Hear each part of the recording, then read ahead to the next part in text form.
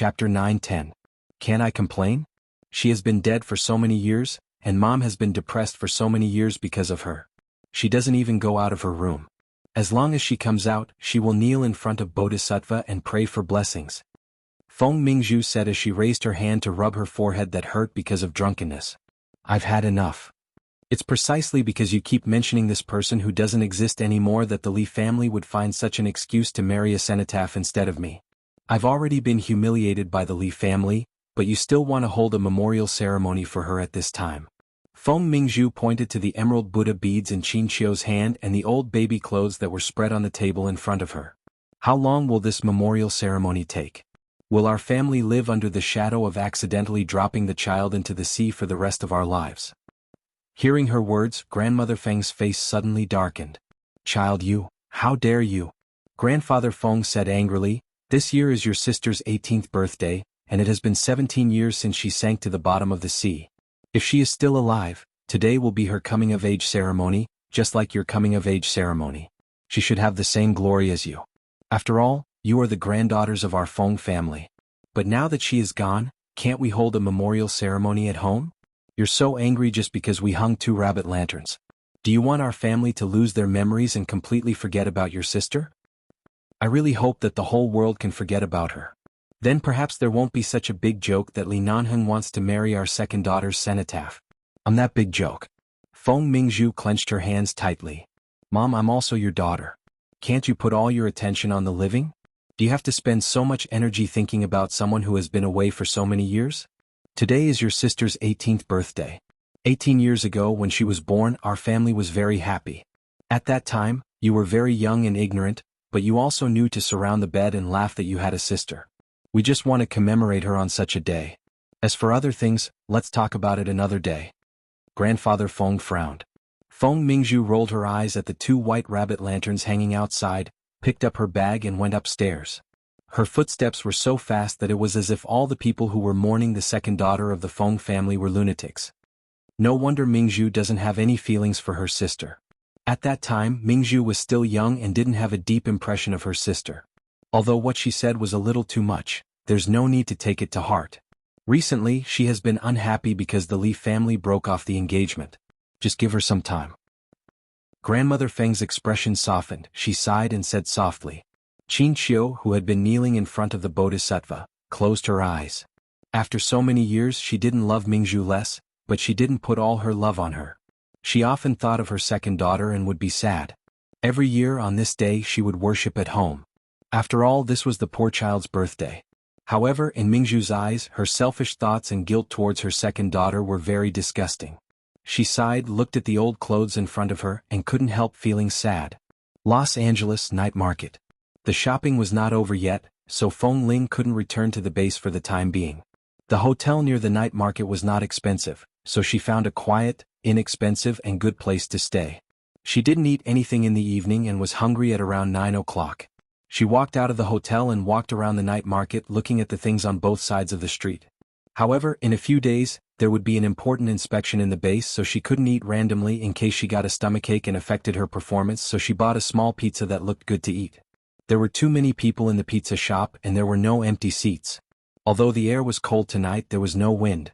She took the pizza box and sat on a staircase in the middle of the night market. She took out the pizza and ate a few mouthfuls of the mineral water. From the corner of her eye, she saw a large cake shop not far away.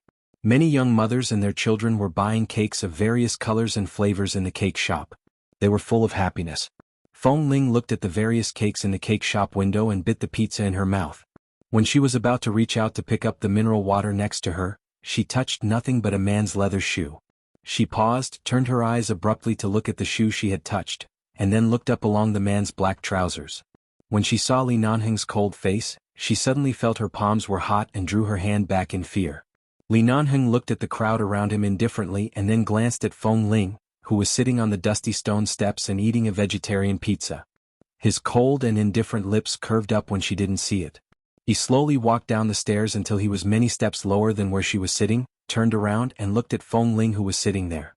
The base asked you to come out to buy but didn't limit your expenses. There are places to eat everywhere.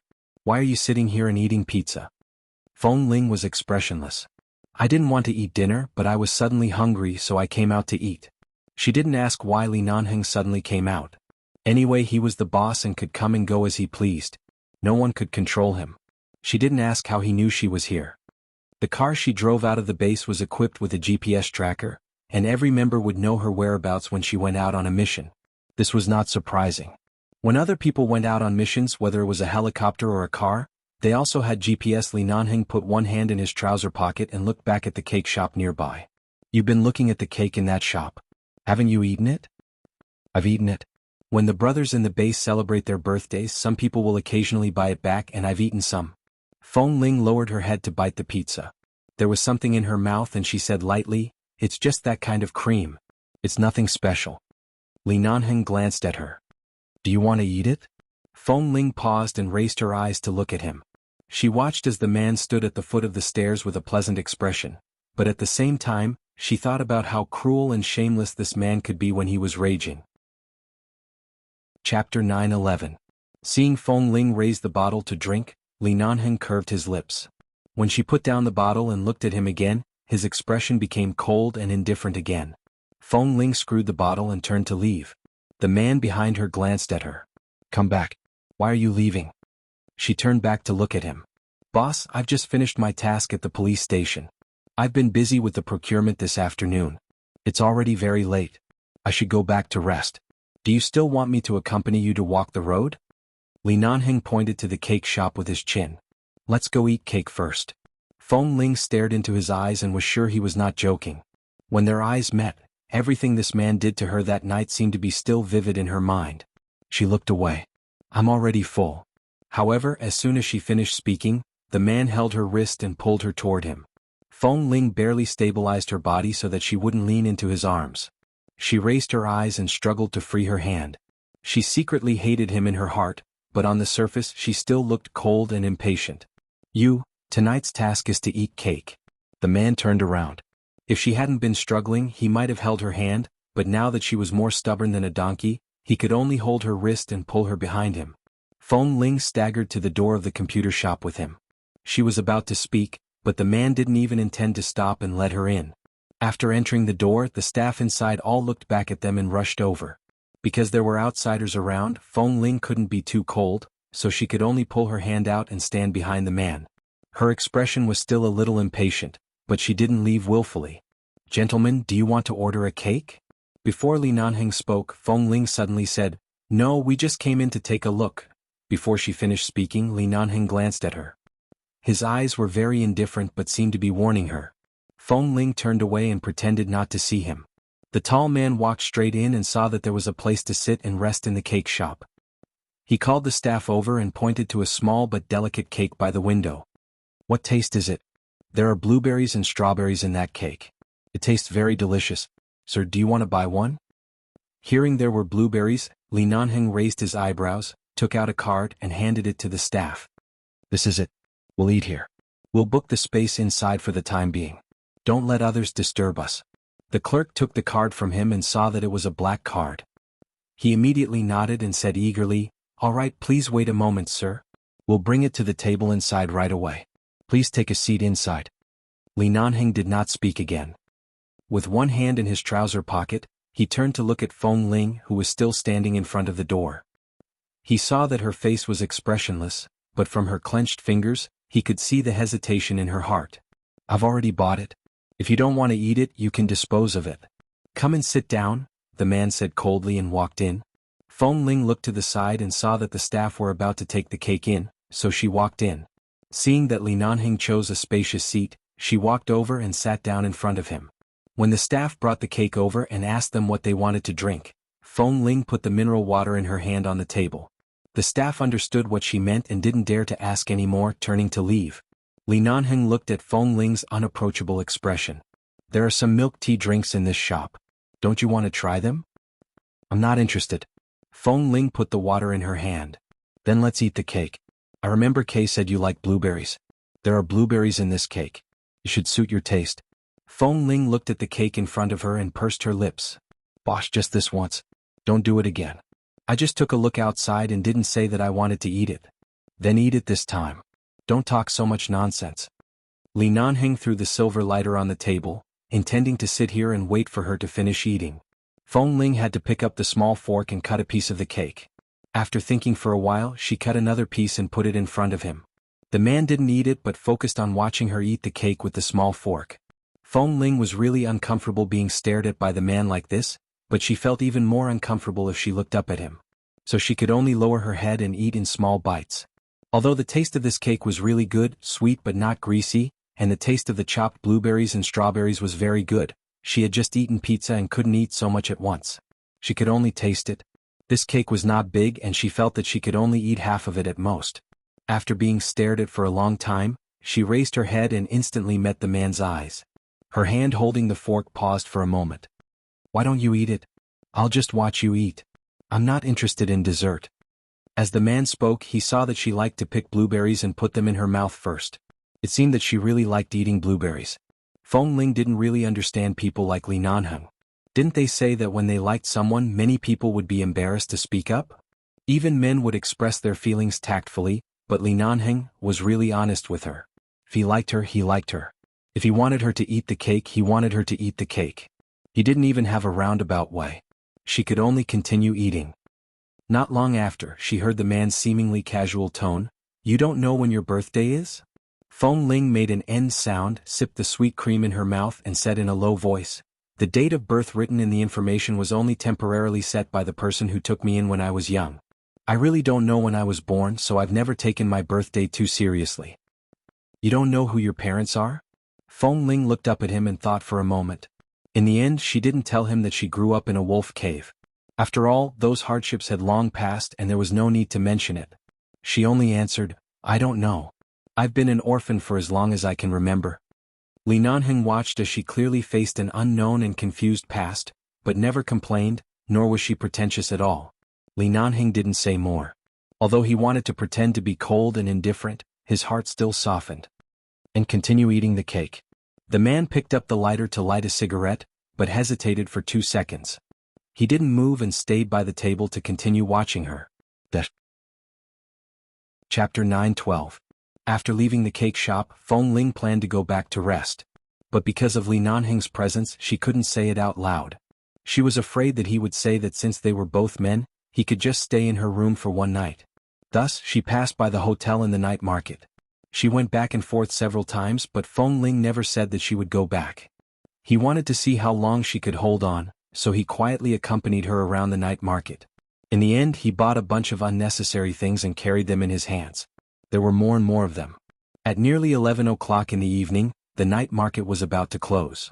Feng Ling resisted the urge to yawn. "Boss, are you busy in the city tonight? If you have something to do, I won't disturb you. You can go back first." Li Nanheng's expression didn't change. "Nothing. It's getting late. I can stay nearby for one night." Feng Ling. "Boss, help yourself." Seeing her dodge, Li Nanheng smiled lightly, but there was no obvious smile in his eyes. He only watched her fair little face when she turned away and then glanced at her deliberately short hair. "Do you want to find your parents?" Feng Ling then looked at him.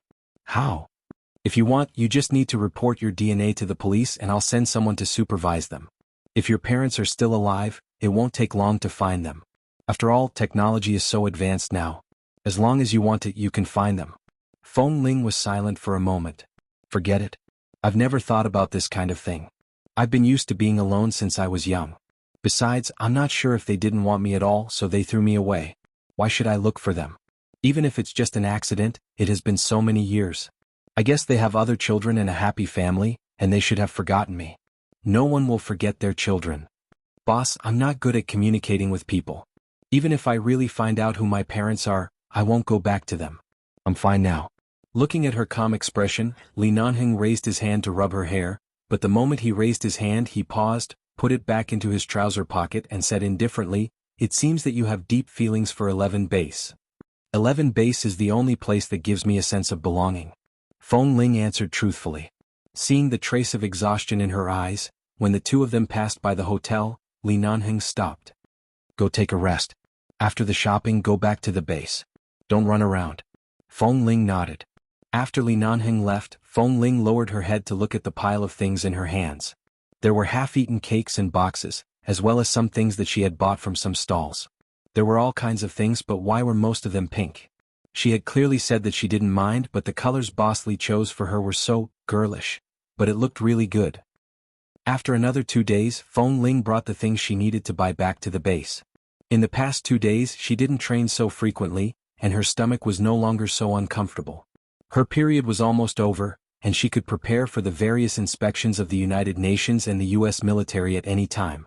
On the night before the visit of the inspection team, while there was no one on the training ground, Feng Ling went to practice with a sniper rifle alone. However, when she arrived at the training ground, she heard several gunshots and saw that Kay was practicing even earlier than her. What a coincidence. Hearing the footsteps, Kay turned around and saw her. He immediately smiled and sorted out the remaining bullets with the gun in his hand. Then he looked at the gun in her hand. No wonder you're so good at the exams. Do you often come out at night to practice by yourself?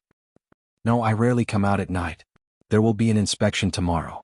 No matter what, I have to pay attention to it. Feng Ling also walked over. However, as soon as she walked over, she suddenly saw that the other 3 had also come. The 5 of them looked at each other and laughed in an instant. Tam said, "It seems that everyone is the same. Our sniper team was taught by Boss Lee and Drill Master Chow every day. We must not lose face for the base. It seems that we all understand this. We actually all came at the same time in the evening. Although they had trained for a whole day during the day, the 5 of them were still in high spirits at this time, practicing shooting and laughing wildly. Such a peaceful night, when they recalled it many years later, still felt their blood boiling." The next day the inspection team arrived. There were about 17 or 18 people. It was said that they were all high-level figures of the United Nations and the military who were rarely seen. Although the management of 11 base was militarized, there were times of freedom and occasional laxity, but this time they lined up neatly and no one was perfunctory. There was no need for the drill master and elderly to say anything at all. Everyone knew the importance of today's task, so everyone took it seriously and did not hesitate. After an entire day of inspection from the elite squads to the rookie squads, and then to the other major training camps such as melee combat, long-range shooting and long-range high-energy sniping, all of these specialized training camps were all inspected. After the inspection, it was time to see the abilities of each team. In the evening, the 5 members of the sniper team appeared as the finale. The 5 of them performed a beautiful long-range sniper from 300 meters away. All of them hit the bullseye and their penetrative power was extremely strong, consecutively piercing through 3 targets. When the 5 of them first entered the sniper team they were ranked first, but after so many months of training, the 5 of them were now almost equal in ability. Only Li Nanheng and Xiao Fei, who personally supervised the sniper team every day, knew how much effort each of them had put in, including last night when the 5 of them secretly went to the training camp to continue training. Although they did not break the harmonious atmosphere of hard work, they were well aware of how outstanding they were and how united they were. After a whole day of inspection, almost every training camp won applause. 11 base was indeed 11 base. It did not live up to its reputation. The appearance of the sniper team was even more resounding. A certain leader of the United Nations who had only occasionally applauded, couldn't help but clap harder when he saw the achievements of these 5 people. Chapter 9:13. In the evening at 11 base's celebration party. The sniper team was praised by the leaders one after another.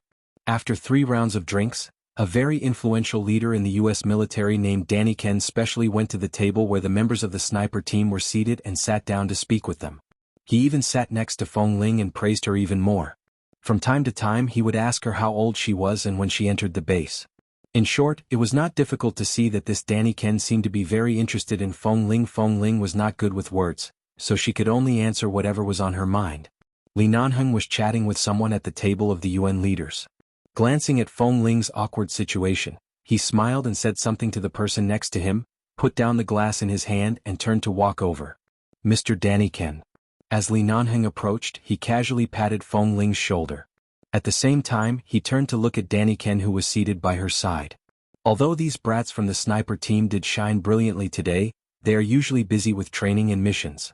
They aren't very good at socializing and are afraid of saying or doing the wrong things. They are even more reserved when sitting with someone of your status. Mr. Danny Ken, please don't take it to heart. I don't mind. Danny Ken chuckled. He then glanced at Feng Ling who appeared rather reserved. I'm just here to ask this little brother how old he is this year. He doesn't look old, but from his performance today I can tell he's very outstanding. Feng Ling nodded. Li Nanheng curved his lips slightly and pressed his hand against Feng Ling's shoulder. Only then did Feng Ling react. She immediately stood up and said, "Mr. Daniken, I'm sorry. I need to go to the bathroom. Let our boss sit here and accompany you for a few drinks." With that, she got up and looked at Li Nanheng's eyes. She understood what he meant. He wanted her to leave first, lest it would be too embarrassing to sit here and chat with him. She really didn't know what to talk to him about. At this moment, she was also grateful that Boss Li could understand her mind. She looked at him inconspicuously and quickly turned to leave. Li Nanheng sat down, poured 2 glasses of wine and drank with Daniken. At the same time they chatted about the base, but the topic eventually returned to Feng Ling. After Feng Ling returned from the restroom, Daniken turned to Feng Ling and said, "The U.S. military sniper team also goes through very professional training. This year we just recruited a batch of new recruits. They're not very old, but they're all very impetuous and not easy to manage. I see that little brother Feng Ling is about the same age as them, but he's already so accomplished. If we invite him to train with our sniper team for 2 months, he should be a very good role model." Hearing this, Li Nanheng's expression did not change, but there was something in his eyes. He put the wine glass on the table. Feng Ling and the other 4 members of the sniper team also understood Daniken's meaning. He wanted Feng Ling to help the American sniper team? Taking the outstanding members of 11 base to the military team, if they wanted to poach them, wouldn't their purpose be too obvious? Seeing that Feng Ling's expression did not change, Daniken said again, "Little brother Feng Ling, you don't have to think too much. We just hope that you can go to our team and set a good example for the new members. We'll let you come back in at most 1 or 2 months. Although we do admire you very much, of course, we don't have the guts to poach someone from Mr. Li's team." "Don't you think so, Mr. Li?" Daniken looked at Li Nanheng beside him with a smile. Li Nanheng curled his lips indifferently. It seemed to be a smile, but there was no warmth in his eyes or voice. "Mr. Daniken, you must be joking. It's not that I'm arrogant, but if someone really wants to poach someone from my team, I'm afraid it won't be so easy." Daniken looked at the 5 members at the table with a smile. "Really? If the U.S. military offers better treatment to the 5 members of the sniper team, won't you consider joining the military team?" The 5 people at the table looked at each other and didn't speak. Did they think they were stupid? No place was better than 11 base, especially the place of these Americans. They were too self-righteous and thought that everyone in the world wanted to join their army. In fact, every member of 11 base was quite disdainful of them. They didn't know where they got their confidence from. But they didn't speak. In this situation, even if 11 base and the military were evenly matched, as long as Boss Li didn't break the superficial peace, they naturally wouldn't talk nonsense. Not getting the response he wanted, Daniken raised his eyebrows and looked at Feng Ling. "This time, we want to invite little brother Feng Ling over just to exchange pointers between 11 base and the U.S. military. We don't mean anything else, but if we really want little brother Feng Ling to join us in the future, we may offer a generous bonus of at least $3 million a year. Little brother, won't you consider it?" Feng Ling smiled politely but didn't answer. The other 4 also didn't speak, but they were instantly amused. The people in the military were really arrogant. They probably thought that they were the only ones with the most money. But they didn't know that the United Nations had always been on 11 base's side. Whether it was the public funding from the United Nations or the Li family behind this base, they didn't lack money at all. Not to mention Feng Ling, who could get hundreds of thousands of dollars every time he went out on a mission. Even the other newcomers in the base could easily make a lot of money in a year. They used money as a temptation. It could be seen how ignorant the military was and how much they didn't understand 11 base. Li Nanheng also glanced at Feng Ling at this time. "Do you want to go?" Boss Li suddenly asked, and Feng Ling answered directly, "If it's just to learn from each other for a month or 2, I can accept it. I don't need any reward. As for the rest, thank you very much for your praise, Mr. Daniken. I have a deep affection for 11 base and will not leave easily. Besides, I don't lack money." Boss Li nodded. "I don't lack money." These simple and pure words became an invisible slap on Daniken's face. Chapter 9:14. Feng Ling didn't respond directly but turned to look at Li Nanheng. Li Nanheng also had a faint smile on his face, and no one could tell what he was thinking.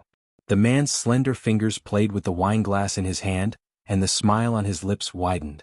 But those who knew him knew that this kind of smile was full of danger signals from Boss Li. Even if he said he wouldn't poach people, he still did it blatantly.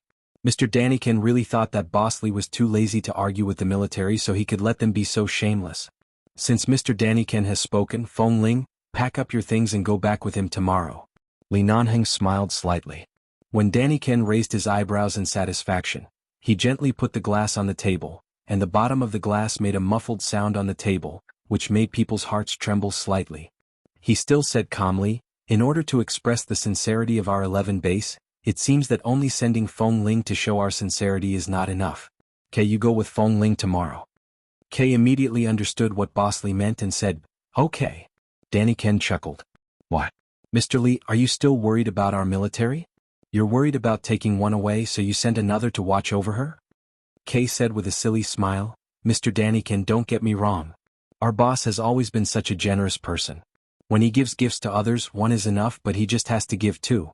You just want Feng Ling to go to your place to compete with the members of the military sniper team, so you just bring me along. In fact, I'm really honored. Danny Ken put on a fake smile. It seems that Mr. Li is really generous. Li Nanheng smiled and stood up. When he walked past Danny Ken, he patted him on the shoulder from behind, as though it was a gesture made between men to express their deep friendship. However, the strength of his palm seemed to be a silent warning. Excuse me. The man's voice rang behind him, and he returned to the previous table, leaving the table in silence. Just now they were still talking to Mr. Danny Ken, but now they obviously received a hint from Boss Li that Mr. Daniken's purpose should not be so simple. So the table was silent at this moment. Everyone ate and drank, but no one paid attention to Danny Ken, who still wanted to talk to Feng Ling. Seeing that he couldn't get any benefits here, Danny Ken simply drank with them, and then got up with a smile and returned to his table. After returning, he said something to a very fat military leader at the table. The fat leader looked back at them and then at Feng Ling's back. He didn't say anything but nodded as if he was very satisfied. Seeing this scene, Kay immediately turned to look at Feng Ling, who had been eating in silence. The military invited me so directly and said so officially. I have to go, but boss sent me to accompany you. They must have other plans.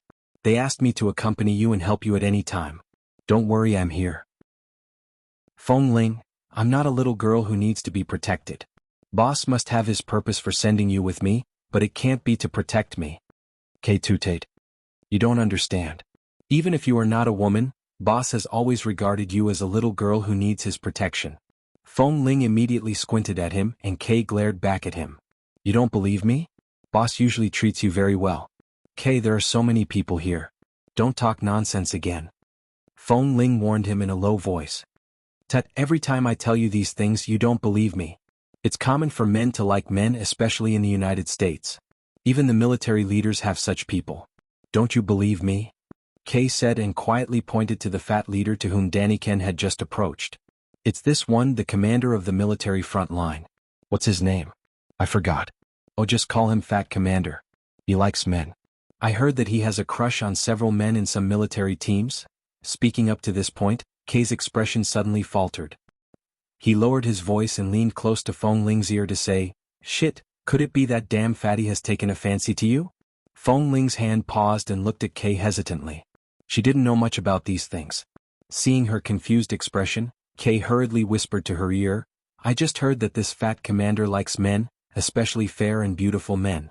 He has played with many men. All the men in our base are tough men, but you look the most delicate and tender. I guess he likes you. Otherwise, why would Danny Ken suddenly ask you to go with them? Oh my God, they have bad intentions towards you. No, I can't do this. I have to talk to boss. Kay got up, suddenly ran to Li Nanheng's table and whispered, Boss, come out with me. Li Nanheng glanced at him. What's the matter? Come out with me. I have something to talk to you. Li Nanheng got up and Kay followed behind him. When he passed by Feng Ling, he even winked at her. Seeing Kay's expression, Li Nanheng didn't speak. After walking out of the banquet hall, Kay looked around and quickly said, Boss, does Danny Ken have any ulterior motives? I heard that the fat commander seems to like fair and clean little boys like Feng Ling. Kay said this with a mysterious look on his face. Li Nanheng said indifferently, You know a lot. Kay immediately laughed. Haha, of course, I was an intelligence officer in some places before I entered the base. I know what to do. No matter what they say or do, remember to follow Feng Ling at all times. Don't let her leave your sight. Within 5 days there will be a mission in the base that needs a sniper. They can't hide this reason, so they must send you back openly. Shit, no wonder you agreed so readily. I thought you really planned to let us go to their place for so long. Kay raised his hand and scratched his head. Then Feng Ling, just follow her. Oh, if I can't leave her sight, should I sleep with Feng Ling at night? Li Nanhing immediately took a deep look at him. He did not speak but smiled. The smile in his eyes did not reach his eyes. He raised his hand and pressed hard on his head. Chapter 9:15. In the banquet hall, Feng Ling's table didn't only attract the attention of the military leaders. Several members of Team 3 had been wondering whether Feng Ling was a man or a woman since some time ago. These suspicions and news first spread like wildfire from Team 3, and then gradually spread throughout the base. Others might have only been curious and suspicious at first, but after 2 days they forgot about it and didn't take it seriously anymore. After all, Feng Ling was still Feng Ling, and they didn't see anything wrong with her. However, the members of Team 3 often chatted together. As time passed, the question about Feng Ling's gender seemed to have become a knot in their hearts. As long as they didn't open this knot, they couldn't help but want to see her. Just now Mr. Daniken first went to Feng Ling's table. They didn't know what they talked about, and then Boss Li also went over. No matter how much attention this sniper team received, the gap between them was too big. The members of Team 3 who were left behind by Team 1 and Team 2 and the sniper team because of their performance, abilities and various reasons, couldn't help but look in Feng Ling's direction. There were more Western-style dishes in the banquet hall, and of course there were many Chinese dishes specially made by chefs. Most of them had to get up and bring a plate back to eat as if they were eating a buffet. Tam sat in the inner side and was too lazy to move. When Feng Ling got up to get some fruit, he handed his plate to her. "Help me bring 2 fried chicken breasts back." Feng Ling took the plate and went over. She had just put the fried chicken breast that Tam wanted on the plate, cut it piece by piece with a knife, sprinkled the seasoning and was about to turn around to take it back. Suddenly, from the corner of her eye, she caught a glimpse of the gazes coming from the table where Team 3 was sitting. She knew that some rumors had come from Team 3 and knew what they were looking at. She didn't turn around to look at them and turned to leave. However, after taking a few steps, she clearly felt the sharpness of their gazes. Then her gaze froze and her eyes turned cold. She quickly dodged the legs of 2 of them, and before they could retract their legs, she pretended to lose her balance and deliberately stomped and kicked their ankles. In an instant, the 2 of them were in so much pain that their faces turned pale, but they didn't dare to make a sound in public. They could only endure the pain and press themselves against the edge of the table. Only then did Feng Ling turn to look at the few people on the table. She curved her lips coldly, but her smile did not reach her eyes. "Sorry, I didn't stand properly and almost fell. Are you all right?" The 2 members of Team 3 endured the pain in their ankles, their faces pale and their voices muffled, but they didn't say much on the surface. They just shook their heads and said, "No, I'm fine." Feng Ling smiled and looked away. "It's good that you're fine." She was about to walk back when she saw another person suddenly stand up with a full glass of wine. Then he imitated her posture of almost losing her balance. Looking at the angle at which the glass was tilted, it was clear that he was going to pour all the wine on her. Feng Ling took a big step back and then raised her leg, seemingly inadvertently supporting his abdomen with her knee when he fell down. She seemed to want to help him, but in fact at the moment when the other party fell down, she used this posture to hit his abdomen hard with her knee and at the same time, kicked his arm hard with her leg. The full glass of wine in the man's hand suddenly spilled on the head of the member of Team 3 next to him. At the same time, he instantly lost control and fell to the ground, falling together with the broken pieces on the ground. One of them was drenched with wine, and his entire face changed. The other fell heavily to the ground. Before the 2 of them could react, Feng Ling had already walked past them as if nothing had happened. At the same time she said coldly, "Be careful." No one knew if these words were to remind them to be careful here or to remind them to be careful in the future. The other members of Team 3 sitting around the table looked at each other and then at Feng Ling's back as she walked away indifferently with the plate in her hand, and their faces immediately turned green with anger. Qiao Fei was just by the side. Seeing this scene, he could tell that the members of Team 3 wanted to pour the wine on Feng Ling's chest. Such a blatant test. Did they know something? He got up and walked over to help the member of Team 3 who was struggling to get up. Seeing him holding his stomach and grimacing in pain when he got up, he raised his eyebrows and asked, "What's wrong with you guys? Don't tell me you're not targeting Feng Ling. He's not in the same training camp as you guys and we rarely interact. How did Feng Ling offend you?" "Brother Qiao." The man covered his stomach that Feng Ling had just hit and said with some pain, "We didn't mean anything else. Don't misunderstand. We're not targeting him. We were really careless just now." "Careless? You almost spilled a full glass of wine on him. This is carelessness?" Don't you know how Feng Ling has always won? His skills and speed, even the three of you together may not be able to beat him. How dare you play tricks on him? Do you really want to die? That person pressed his stomach, and his expression immediately darkened. He then turned to look at Feng Ling, ignoring everything else. His curiosity was too strong. In the end he couldn't help but say, "Brother Qiao, don't you think Feng Ling is like a girl? We don't have any other intentions.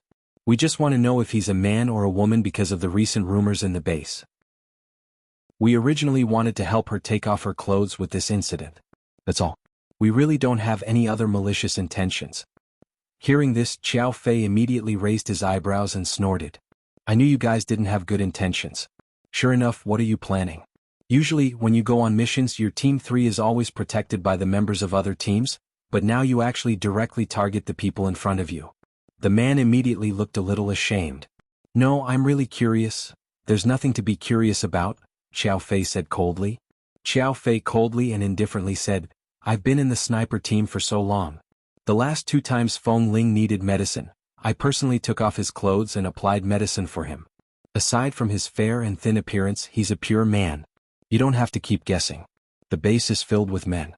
Don't do those things that only women do." Hearing this, the other members of Team 3 immediately got up and came over. They leaned over to Qiao Fei and asked in a low voice, "Is he really a man?" Chapter 9:16. We have lived in the base for so many years. Even if you haven't seen it, it doesn't mean others haven't seen it. Kay and his men often hang out with Feng Ling. If they were not men, they would have been discovered long ago, right? What the hell are you thinking about all day long? As soon as Qiao Fei finished speaking, the others glanced at each other and then glanced at Feng Ling and the others. They saw that Tam, Lin Cheng and Feng Ling were chatting and laughing together. They looked like brothers getting along with each other. Indeed, if they were really women, they should have been discovered long ago. A person could hide in the base for a year or two, but it was impossible to hide for a long time. Could it be that the thing at that time really had something to do with Auntie Jelly? Then why did Auntie Jelly suddenly disappear in the canteen?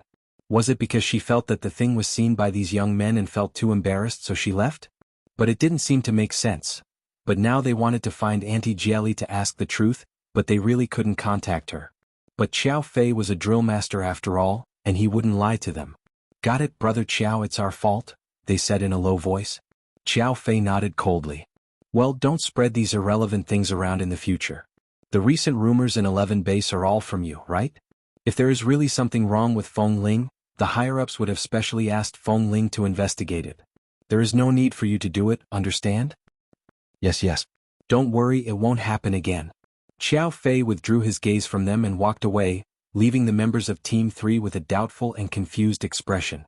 The next day, Feng Ling left the base with the US military, accompanied by Kay. No one knew why Feng Ling was suddenly taken away by the US military, but everyone felt that it was not so simple for the US military to take Feng Ling away. A member of the sniper team was invited away by the US military, which had always been secretly displeased with the base. There must be something fishy about it, but no one dared to ask directly. After arriving at the place, Daniken arranged a good residence for Feng Ling. Feng Ling went in and saw the environment inside and directly left. "This is not a place where I should live. Where does Kay live? I'll go with him." "Kay also lives in this building, but since we invited the 2 of you over, of course we can't let the 2 of you squeeze into the same room. The room he lives in is also not bad. Don't worry and stay here. I'll talk to the leader later and see how to arrange for you to exchange pointers with our sniper team," Daniken said as he opened the door again and gestured for her to enter. However, Feng Ling was determined not to enter. After a while, Kay jumped out of nowhere and suddenly came up the stairs. He waved at her from afar. "Feng Ling, come here. My room is very big. It's even a suite. There are 2 beds. Let's live together." "All right." Hearing that there were 2 beds, Feng Ling nodded without hesitation and walked straight to Kay, completely ignoring Daniken who had been dragging her in. Seeing that Kay had come to this floor, Daniken didn't know what to say. He leaned forward and said, "Haven't we arranged rooms for each of you? Brother Kay, do you often live together like this in the base? We're all men. What's wrong with living together? It's not the same bed." Kay took a look at him matter-of-factly. "Even if we share the same bed, it's not a problem. Does everyone in the military team live alone? Do you have so many rooms? Don't you have dormitories?" "That's true. However, for outstanding members like you and little brother Feng Ling, We've always treated them very well. Aside from the generous bonuses, you'll also be given a good residence. There are many outstanding snipers in our sniper team over there. I'll find an opportunity to introduce you to them, Danny-ken said with a smile. That's right. Haha, we're just here to exchange pointers. We don't care about other things. Go ahead. Call us when you need us. Kay said and winked at Feng Ling. Let's go back to the room to make the bed. I see there are new bed sheets in it. Seeing that the two of them had left, Danny-ken stood where he was. The smile on his face gradually faded and then turned cold. He narrowed his eyes and turned back to glance at the room Feng Ling had specially arranged for her. With a displeased expression, he walked over and slammed the door with a ping sound. The next morning, just as Danny-ken had said, he arranged for them to spar with the military sniper team. It was a very simple technical exchange, so simple that Feng Ling and Kay could clearly see that they didn't mean it. They only used Type 81 automatic rifles and didn't even take out the military sniper rifles for them to exchange pointers. However, in addition to good performance and high accuracy, this Type 81 automatic rifle also had a small regret, which was that it was very heavy. It was heavier than the largest sniper rifle they had ever seen before. Kay didn't care. He was strong, but he was a little worried about Feng Ling. He suspected that they deliberately didn't take out the sniper rifles but deliberately took out this kind of thing to deliberately mock Feng Ling's weak body. However, Feng Ling's face was expressionless. She just looked at the confident expressions of the military snipers when they were shooting. She could see that each of them was also first class in strength and physical fitness. Boss Lee always talked about her physical fitness, which was actually very reasonable. When it was Feng Ling and Kay's turn, Kay went to the field first. Although it was a little heavy, it was not inferior to the elite military snipers. When Feng Ling was about to go to the field, Kay walked back from her side and whispered to her in a voice that only she could hear, "The weight of this gun is not right. I just tried other people's guns and they are lighter than ours. It seems that the butt of our Type 81 automatic rifles is filled with lead or sand. These idiots must have come to humiliate the people of 11 base. Be careful." Hearing this, Feng Ling walked down calmly to the field. When she picked up the gun they handed to her, as Kay said, it was much heavier than she expected. However, they used the chest ring target, which was one of the common training events in the base. Chapter 9:17. When he finally realized what had happened, he saw that the center of the 5 targets in the field had been hit by the bullets, and the bullets had penetrated the targets behind, shooting down all the bullets that the soldiers had shot into them. Kay's eyes were also slightly watery. Sure enough, Boss and the drill masters had the best taste. Although the gun was very heavy, Feng Ling was still Feng Ling. Even if she was holding a 1,000-pound boulder in her hand, her aim was still better than that of ordinary people. Furthermore, she had fired a few shots in a split second without any hesitation. Furthermore, she was so accurate. The people standing closest to her were probably going to be deafened by the deafening sound. How could such a heavy gun be so fast and powerful? Feng Ling suddenly remembered that in the base, everyone was used to choosing light guns. Even if it was a sniper rifle, no one was willing to touch something that was too heavy, because they were afraid that it would be inconvenient to carry something too heavy on their back when they went out on a mission, and it would be too heavy. But at this moment, she suddenly realized that Boss Lee had once commented on them when they were choosing their sniper rifles. Sure enough, we haven't experienced enough yet. So this was what he meant. Heavy guns were not necessarily a burden. On the contrary, perhaps at some times, only these heavier weapons could suppress the wind and various changes on the battlefield, and they were several times more stable than any light guns. She didn't expect that she would have such a harvest this time. The corners of Feng Ling's mouth curved up. When she put away the gun, even if the people in the field were unwilling to applaud, they still had to applaud for the sake of the peace with 11 base. Kay was even more excited and couldn't wait to rush forward and carry Feng Ling, this big baby, over. However, he kept in mind the look in Boss Lee's eyes that could devour people. Forget about hugging him. It was better to protect him well. After arriving at the military sniper team training camp, Kay followed Feng Ling wherever she went for 3 consecutive days. He even followed her when she went to the toilet.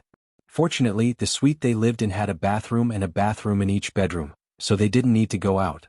This was not 11 base. Even if they didn't need to train, they still had to avoid arousing suspicion.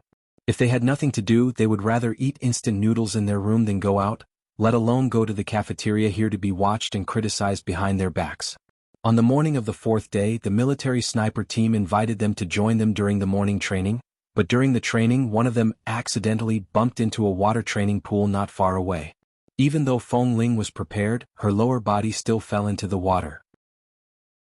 Before her upper body touched the water, Kay quickly grabbed her hand and pulled her out. Are you all right? Feng Ling shook her head and turned to look at the group of people. She patted the water on her pants and asked in a voice that only Kay could hear, before leaving the base, didn't boss talk to you? How long did he say we have to stay here? Kay took a look at her and whispered, 5 days. Hearing these words, Feng Ling immediately knew what to do. She decided not to argue with this group of military trash for the time being. Otherwise, the superficial peace between 11 base and the military would be broken sooner or later. At that time, it would be really difficult to deal with them. She didn't know what would happen. She took out the cell phone from her trouser pocket and patted it in her hand. My cell phone is wet. She rarely took her cell phone with her in the training camp of 11 base, but she always took it here. She didn't expect such a scene would happen. Go back and change your clothes. Don't walk around. I'll clean them up here. Kay gave her a wink. Feng Ling nodded. Although her pants were wet and her upper body was fine, it was not appropriate for her to stand here in such a sorry state. She glanced coldly at the crowd and said in a low voice, just clean up a little. Don't go too far. Otherwise we won't be able to explain ourselves when we go back. Don't worry. I won't argue with them too much, but I'll find a chance to have fun. Kay said and shook his wrist as if he didn't care. His actions clearly showed that he was angry. Feng Ling knew that he was reliable, so she didn't care about him and walked back while patting her cell phone. After returning to her residence, she wiped the water on the cell phone, but the water inside probably couldn't evaporate for the time being. Now the screen was black and she didn't know if it could be used. Now the temperature in Los Angeles was very low. She fell into the water and came out, so her body was very cold, but she remembered Kay's words. She shouldn't be separated from him for too long, so she didn't plan to take a bath. After changing clothes, she went back to pick up the kettle in the room and boiled some hot water for herself to drink. After drinking a few mouthfuls of water, she turned around with the cup and suddenly stopped. She looked at the kettle on the table and then turned to take a look at Kay's room. Her eyelids twitched. Why were there 2 kettles? Wasn't there only 1 kettle in this room last night? Did someone come into this room today? And someone specially brought in a new kettle? She remembered Kay said that the fat commander above Daniken often used some dirty means to deal with the man he liked. Could it be? Kay was right? What kind of dirty means could it be? She abruptly put down the cup in her hand and was about to turn around to leave when she suddenly heard the sound of a door opening. The fat commander, who she had only occasionally passed by on the training ground these few days, walked in and looked at her with a smile on his face. Where are you going? Little Feng Ling? Feng Ling got goosebumps all over her body because of his words. She looked at the fat commander calmly with her dark eyes and said indifferently, Commander, if you need anything, you can call me and my partner to see you at any time. This is our private room. It doesn't seem appropriate for you to come here. You're so young but you're so cautious.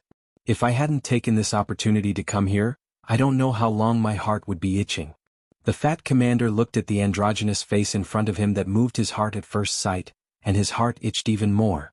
He stared at Feng Ling, closed the door behind him and then casually locked it. Hearing the sound of the door being locked, Feng Ling's eyes narrowed slightly and her hands couldn't help clenching. She turned back and was about to pick up the cell phone on the table. 11 Base had a habit of quickly contacting the emergency contact person on the cell phone. As long as her hand was fast enough, she would definitely be able to inform Kay to come back. However, as soon as her hand reached back, she suddenly remembered that the cell phone was wet. Chapter 9:18. At this moment, the fat commander's cell phone rang. He seemed to be unhappy because of the interference of the ringtone. Shit, he had to turn off his cell phone later. Commander, I know you're a man who has tender and protective feelings for the fairer sex. That Feng Ling is very guarded and skilled. I've specially put something in her water to ensure that you won't be hurt by this brat. After this is done, you know what to do, right? Don't worry, nothing will go wrong this time. He's just a member of the sniper team. I'll deal with 11 Base. Just don't kill him. On the phone, it was Daniken's voice. Hearing this, the fat commander's face became much better. When he looked up at the handsome little man whose cheeks were faintly blushing, he couldn't wait to pounce on him. Since you took the initiative to let me in, I'll enjoy it. I'll tell my superiors more about you. The fat commander hung up the phone, turned it off, and threw it back into his trouser pocket. He looked at Feng Ling lustfully and his eyes became more presumptuous. When he saw Feng Ling shooting in 11 Base, although he had played with many men for so many years, it was the first time that he was so moved by a man. At that time, if this boy wasn't a member of 11 base, he would definitely take him away. He didn't expect that when he pretended to be reserved, Danny-kun would specially bring him back and arrange him here. Looking at this handsome man whose eyes were full of wariness and coldness and whose complexion became more and more abnormal because of being drugged, the fat commander gave a very satisfied smile. This entire building had been sealed from the outside when he came in. Now even if Feng Ling wanted to escape, it would be difficult for him to do so.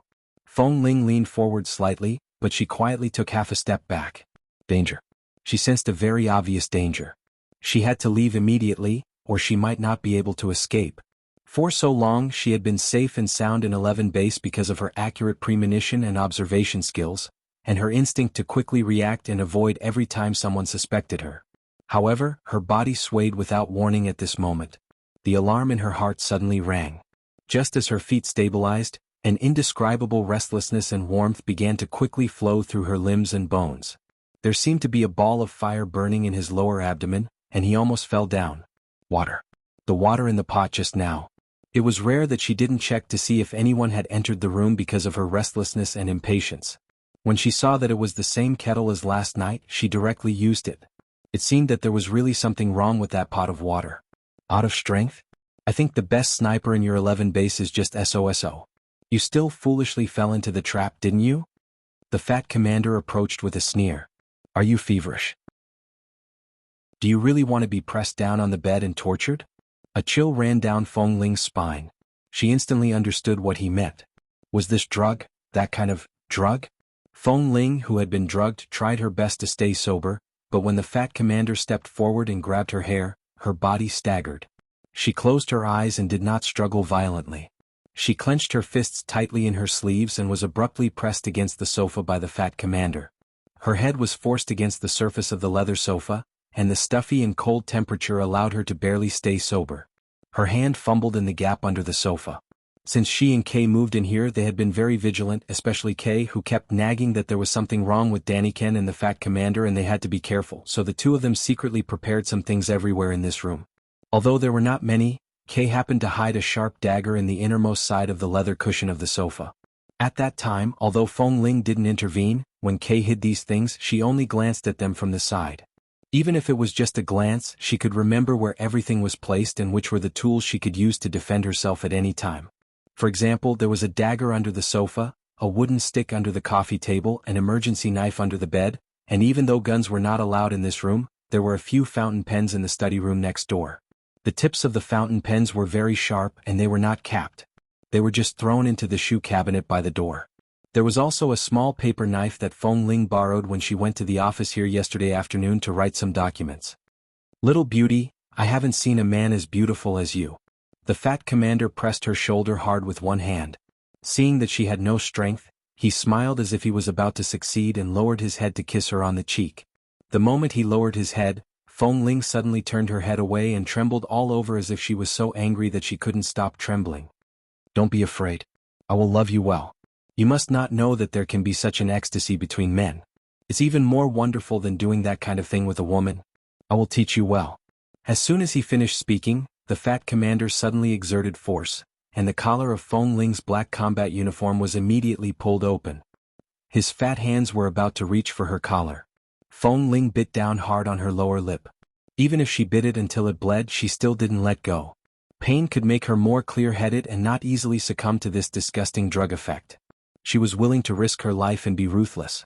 Since she could remember, she had lived in a wolf's cave and was used to seeing wild beasts tearing and slaughtering each other for a mouthful of food. She had seen the blood on the ground and the life and death fights between animals. She grew up drinking wolf's milk and was full of wolf nature. She was taken away when she was 5 years old, but she was trained in the mafia to learn self-protection and to hide herself. In order to survive, she suppressed all her wolf nature and temper. At the age of 12, she was forced to be sent to an orphanage. Those people gave her tranquilizers every day to guard against her. At the age of 13, she entered 11 base and finally found the life she wanted and the place she wanted to live. She also suppressed the bloodthirst and coldness in her nature. She just wanted to live a good life like a human being, with hot food to eat and a warm bed to live in. That was all. But obviously, sometimes people were cold-blooded, more terrible, and deserved to die than wolves. Chapter 919. From the beginning, Feng Ling didn't waste any strength to struggle. The moment she clenched the dagger in her hand, she abruptly turned over, and before the fat commander could react, she forcefully stabbed the dagger at the hand that was pressing her shoulder with all her strength.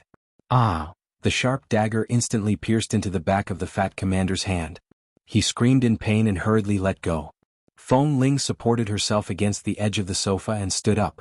Due to the effects of the drug, her feet were unsteady, but she abruptly turned her eyes. Her eyes, which were bloodshot from the drug and anger, were filled with killing intent. She did not give him any time to struggle or retreat. When he held his hand tightly, she abruptly stepped forward and kicked him to the ground. She stepped hard on his round stomach and slapped him hard in the face. Without saying a word, she directly pressed the dagger against the main artery of his neck. The fat commander didn't expect that after being drugged, she could still be so agile and swift. She looked like a thin and powerless boy. "You?" The fat commander's hand was in excruciating pain, and because of the coldness on his neck and the bloodthirsty killing intent in Feng Ling's eyes, he trembled all over and the shock in his eyes turned into fear. "How dare you? How dare you hurt me? Do you know who I am?" Feng Ling looked at him with a sneer. "If you say another word of nonsense, no matter who you are, you will be killed by my knife. Do you think I will be afraid? To deal with a scum like you, I'll die with you." "Die with me? You represent 11 base.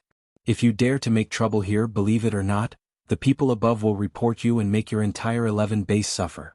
The fat commander's hand that was stabbed kept trembling in pain. His hand was bleeding, but his eyes were still full of arrogance. He forcibly suppressed all his fear and didn't believe that this boy really dared to go against the military. Hearing the words, 11 base, Feng Ling's murderous eyes gradually recovered a trace of calmness, but only a little. At this time there was a sudden rush of footsteps outside the door. Noticing that Feng Ling hadn't come back for so long, Kay was afraid that something had happened. After all, it was the first time that she had left his sight for more than 10 minutes. When he rushed back, he saw that someone was guarding this building. Noticing that something was wrong, he knocked them unconscious, rushed in and kicked the door open. The moment she entered the door, she saw this scene. The fat commander was lying on the ground, his hands covered in blood. Feng Ling pressed the fat commander down with bloodshot eyes. She held a blood-stained dagger against his neck. If she used a little more strength, she would be able to kill him. "Feng Ling, what are you doing?" Even if he remembered to protect Feng Ling, this was, after all, a military area. If she dared to attack the commander here, none of them would be able to leave and 11 base would definitely be implicated. Before he came back, he had called Boss Lee. Boss Lee was on a mission 10 kilometers away with a group of elites from the base. He had planned to come here directly after the mission, so he picked them up 5 days earlier than expected.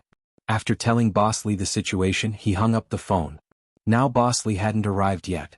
Nothing must happen to him. Feng Ling clutched the fat commander's collar tightly and pressed the dagger against his neck. Her eyes were cold and she said word by word with hatred, "They drugged me." Kay's heart suddenly skipped a beat, and he suddenly turned to look at the kettle next to him. Understanding what she meant, he frowned. But it seemed that Feng Ling didn't suffer a big loss. Even if he had the urge to kill this scum, he had to bear it for the sake of the overall situation. And it seemed that the fat commander's hand was also hurt by Feng Ling. He hurriedly walked over and pulled Feng Ling up. Feng Ling didn't get up, so Kay pressed her shoulder hard and warned in a low voice, "Boss will be here soon. If there is any dispute, let's talk to Boss. Don't solve it in this way or it will be very difficult." With that, he lowered his voice and whispered to her ear, "You have hurt the commander. Even if they were dirty first, this is the way of the world. His identity and status don't allow you to do anything too outrageous. Listen to me. Let's wait for Boss to come and solve it." Feng Ling still didn't move, staring coldly at the fat commander who was lying on the ground but was smiling smugly at this time. He knew that they didn't dare to do anything for the sake of the overall situation. Feng Ling clenched his collar even more tightly. "I'm on the same side as you. Boss asked me to protect you, but we are 11 bases people after all. Feng Ling, you will destroy 11 base." The bloodthirsty light in Feng Ling's eyes gradually faded. She suddenly withdrew the dagger and then let go of the man on the ground. At the same time she was pulled up by Kay and staggered a step back. She clenched the dagger in her hand but didn't do anything again. She just looked coldly at the fat commander who stood up with one hand on the ground. She didn't want to say a word and suppressed the fiery restlessness and the urge to kill in her body. Fearing that she couldn't control herself, she suddenly turned around and was about to walk out. Seeing her strange look, Kay didn't know how serious the drug these bastards gave her was. He frowned and was about to go out with her. Too good for nothings. Do you really think you can escape from this place? The fat commander looked at Kay, who didn't dare to do anything to him, and Feng Ling couldn't hold on for long because of the drug in her body. After all, he was a man. His face was hurt and his hand was stabbed. Even if he was injured, he couldn't stand it. Bang. Feng Ling's head was abruptly pressed down by the fat commander, who suddenly walked over quickly. She was slammed against the wall by the door, and in an instant warm, crimson liquid flowed down her forehead and stained the wall. Kay's eyes widened. Damn it! What the hell are you doing? He stepped forward, dragged the fat commander away, and was about to help Feng Ling up, when the fat commander suddenly took out a gun from his waist and pointed it at the back of Kay's head. Kay paused and stood still, looking worriedly at Feng Ling, who was leaning against the wall and hadn't moved for a long time because of the violent impact on her head. He could only see blood flowing down her forehead. Kay clenched his hands into fists. Chapter 920. Feng Ling. Suddenly roared, kicked back hard, kicked the gun out of the fat commander's hand, took it back and pointed the muzzle at the fat commander's forehead. The fat commander grabbed Feng Ling's hair tightly. When Feng Ling was pressed against the bloody wall without any signs of struggling, he sneered and looked at A, who was pointing a gun at him. Do you dare to shoot? A's eyes were also filled with coldness and ruthlessness. Let go of her. The base will solve everything rationally with you. It won't do you any good in this way. Let go? The fat commander sneered. Not only did he not let go of her, but he pressed Feng Ling's head against the wall again and again, roaring violently, "Shameless brat! It's his honor that I like him today. If I hadn't expected that you would hide a dagger here, he would have been begging for sex under me now." Feng Ling had lost a lot of blood. Her head seemed to be smashed into pieces by the impact. The scream stopped abruptly as the blood spurted out of his neck.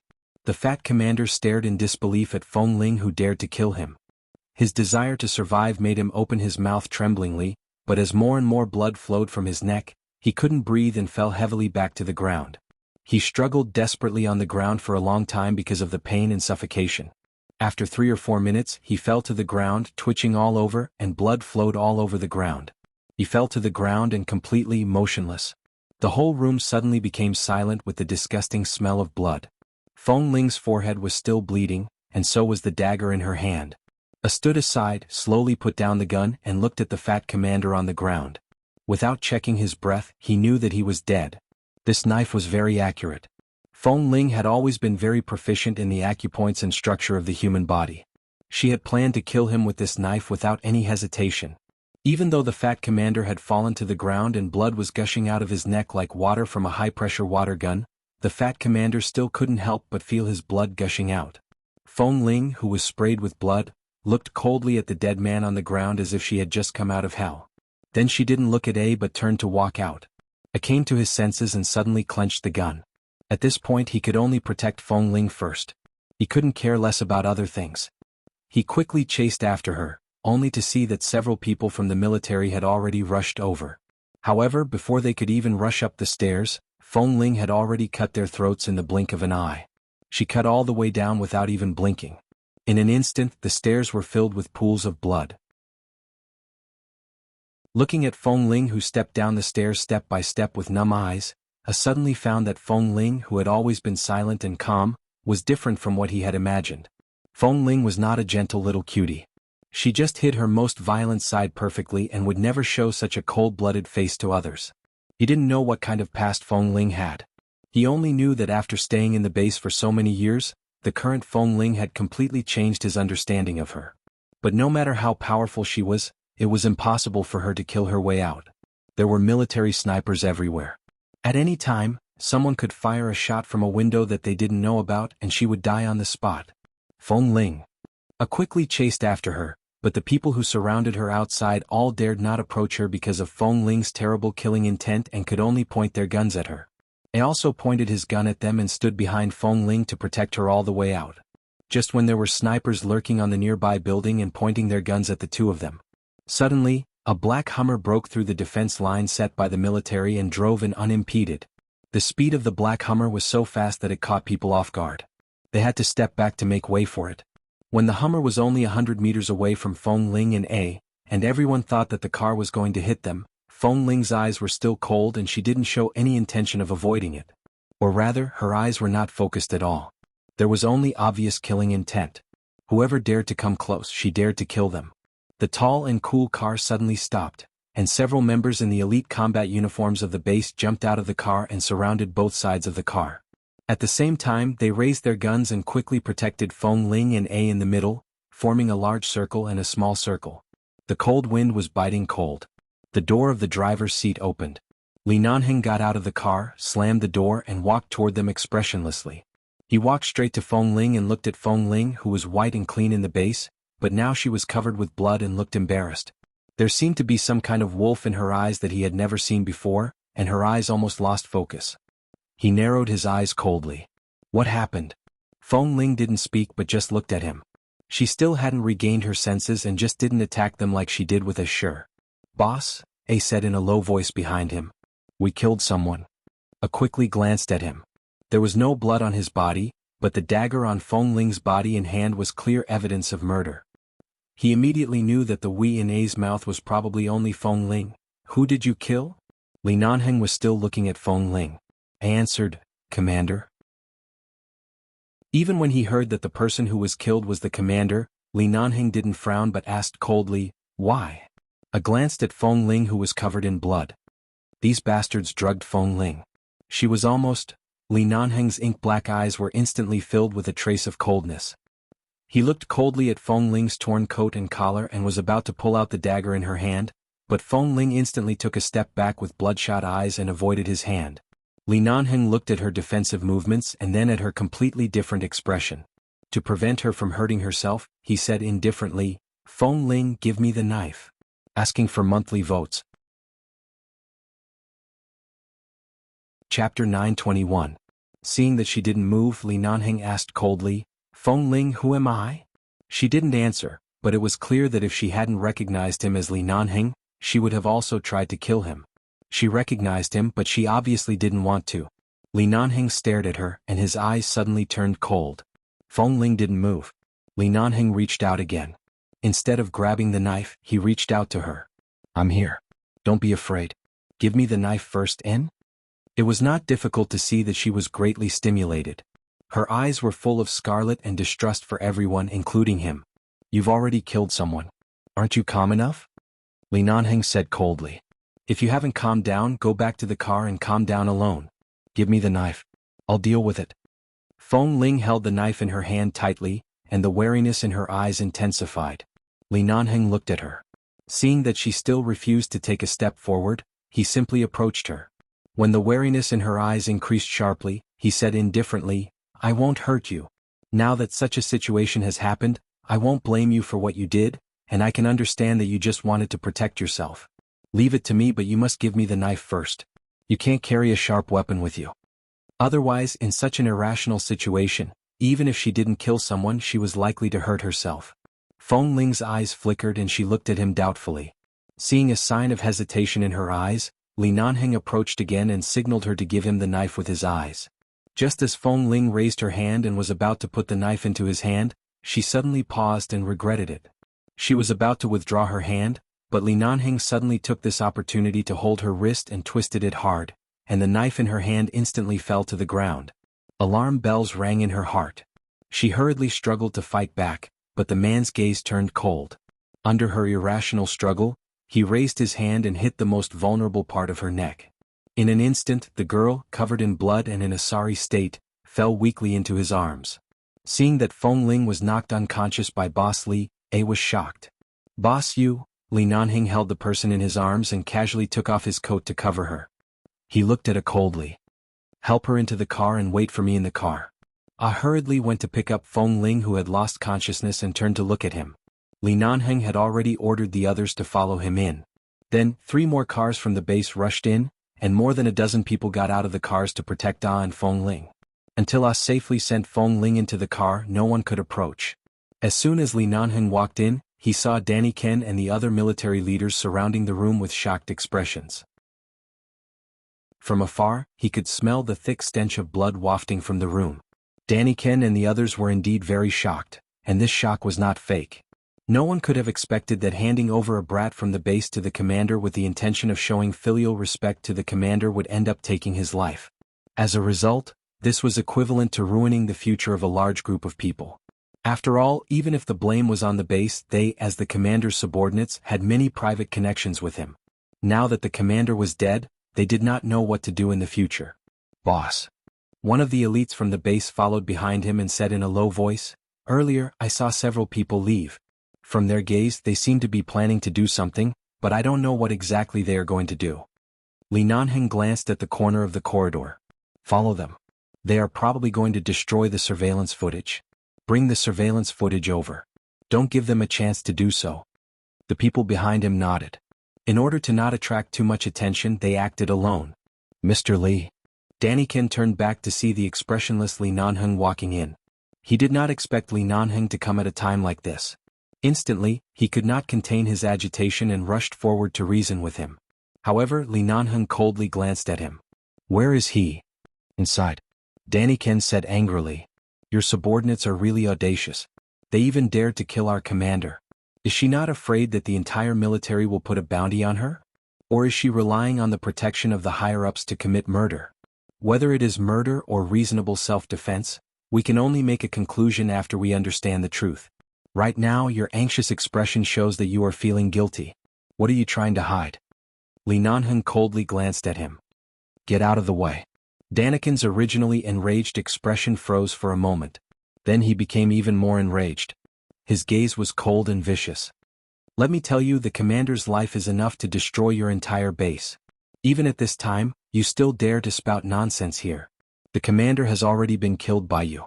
Do you think she can grow wings on her back and fly out of the military base?" The surrounding people looked at Li Nanheng's handsome and cold face. Although they could not tell what he was thinking, they instinctively felt that since this person dared to walk in, he was definitely more dangerous than the brat who had killed earlier. The crowd all took a step back. Danny Ken was still enraged. He pointed at the door behind him that reeked of blood and said coldly and angrily, "Let me tell you, calling your people over to the military base is already showing respect to your base. The results of the competition have yet to be decided. You've only been here for a few days, yet you dare to kill someone in the military base.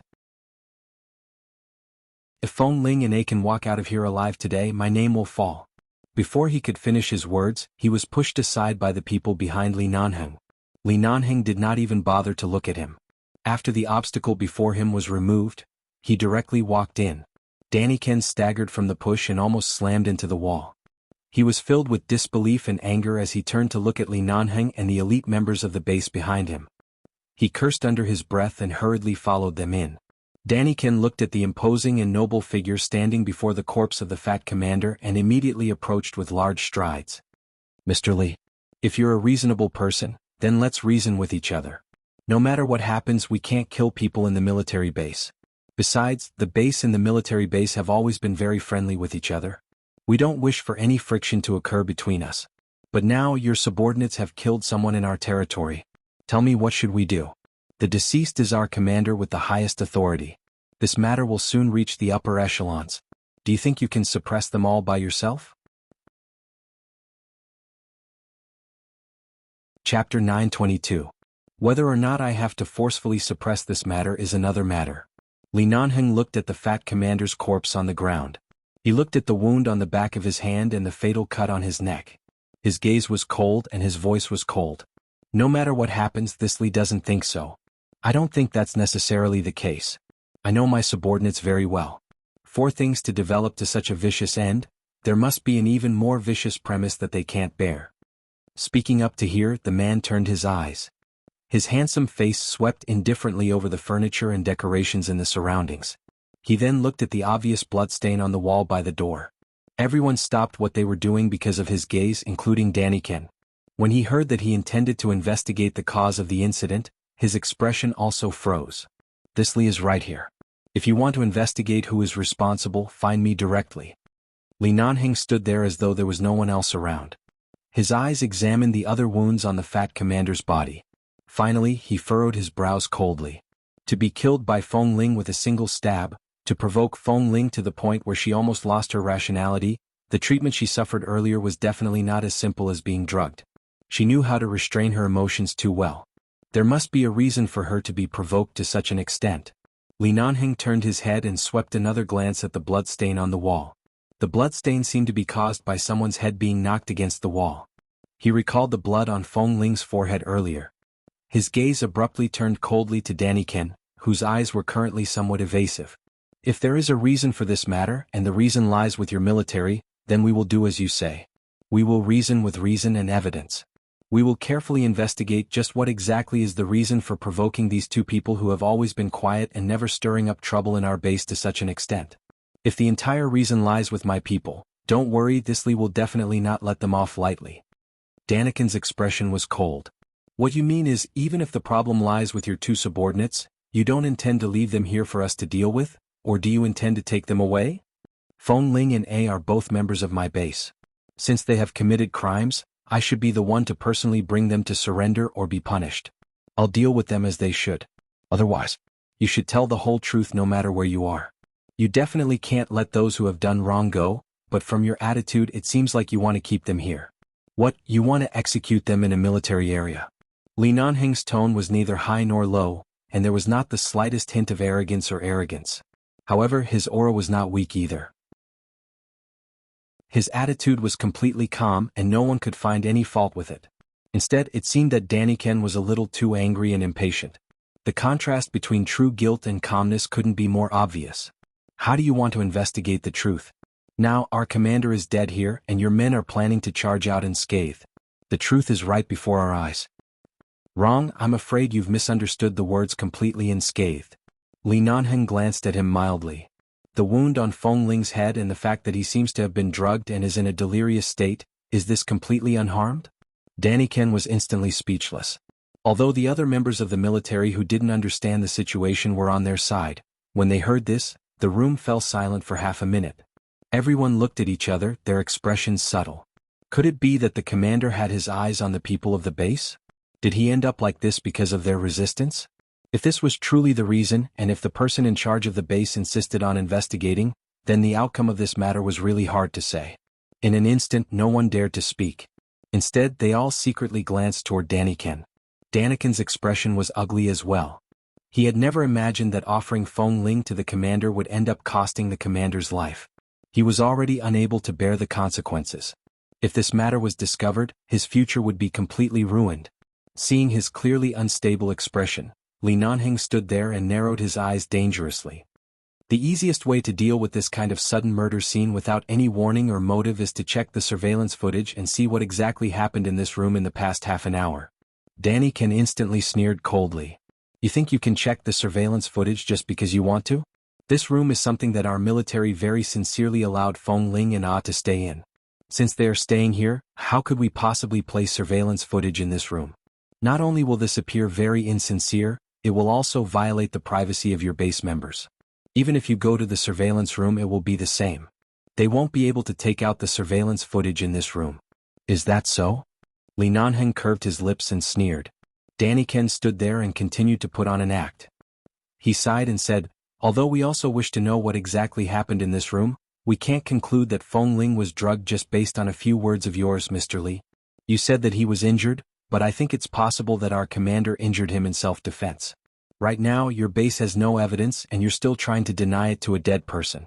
The person is lying right in front of you. How else do you want to deny it? Boss. All of a sudden, the sound of hurried footsteps came from outside. An elite member of the base who had rushed to the military surveillance room rushed in with a disc in his hand. When no one expected him to do so, he wrapped up the laptop he had just taken from the car, opened it and inserted the disc into it. Danny Ken saw this action and immediately turned to look at the few people who had also rushed in. He saw that they were the people he had sent to destroy the surveillance footage. From their expressions, it was clear that the base's people had rushed in first. Just as he was about to speak, he discovered that the base's people had actually called over a leader who was even more powerful than the commander. The leader had just arrived after hearing the news. When he saw the corpse on the ground, he immediately frowned. At the same time, he turned to look at Li Nanheng's cold expression and the surveillance footage that was being played on the laptop. The computer screen instantly displayed the high-definition surveillance footage. However, it was clear that Feng Ling and Ah both knew that there might be surveillance footage in this room. Thus, when they entered the door to change, they had brought their clothes into the bedroom to change and were not captured. And the entire incident happened in the living room that was under surveillance.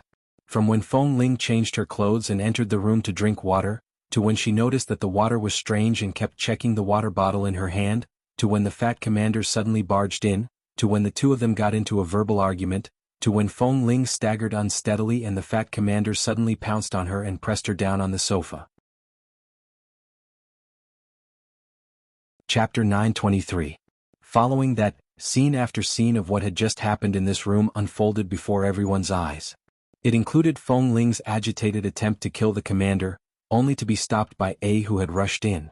Then Feng Ling gave up on killing him and turned to leave, only to be grabbed by the commander's hair and slammed against the wall.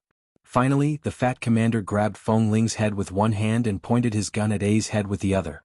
Such a scene caused Daniken's expression to freeze. He turned to look at the leader who had watched the entire scene. He saw the leader's furrowed brows and his face instantly turned ashen. Feng Ling, who had maintained her rationality and was planning to leave, was completely enraged by the fat commander.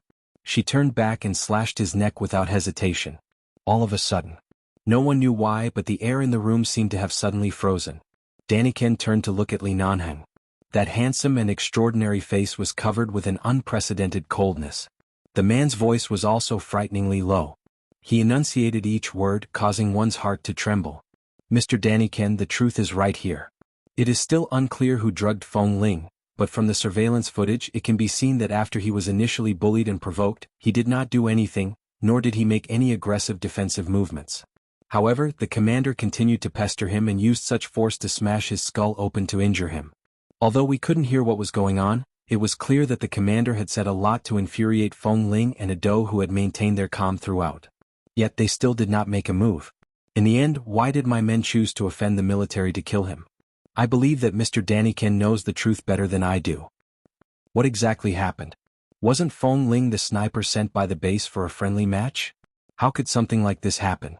The military leader's confusion at the start turned to rage, causing Daniken's face to gradually turn pale. He didn't expect the situation to develop to this point. When he saw that something had happened, he thought that he could just send someone to destroy the evidence, but he didn't expect Li Nanheng to be so shrewd. He immediately sent someone to stop the surveillance. At this point, Li Nanheng had clearly placed all the blame on him after the death of the fat commander. Daniken simply laughed it off and said, "Leader, you also know that the commander likes men. Back then, he used the condition of demoting me to force me to help him arrange things for Feng Ling. He wanted to settle this little brother Feng Ling. I was really hindered by the commander's authority, so I cooperated with him and helped him purge the people here. I also helped him arrange the entire process of Feng Ling returning to his room alone and put some drugs in the kettle. But I was really forced. The commander is so many ranks higher than me. I really couldn't do anything about his orders." The military leader instantly looked at him coldly. Before he could speak, Li Nanheng suddenly chuckled. Then Li Nanheng walked toward Daniken. He reached out and grabbed Daniken by the collar. His eyes were so cold that they could freeze people to death. "Who do you think you are? How dare you use such a despicable method to drug my men? And you even used my men to curry favor with your superiors? And Mr. Li, let's talk this out."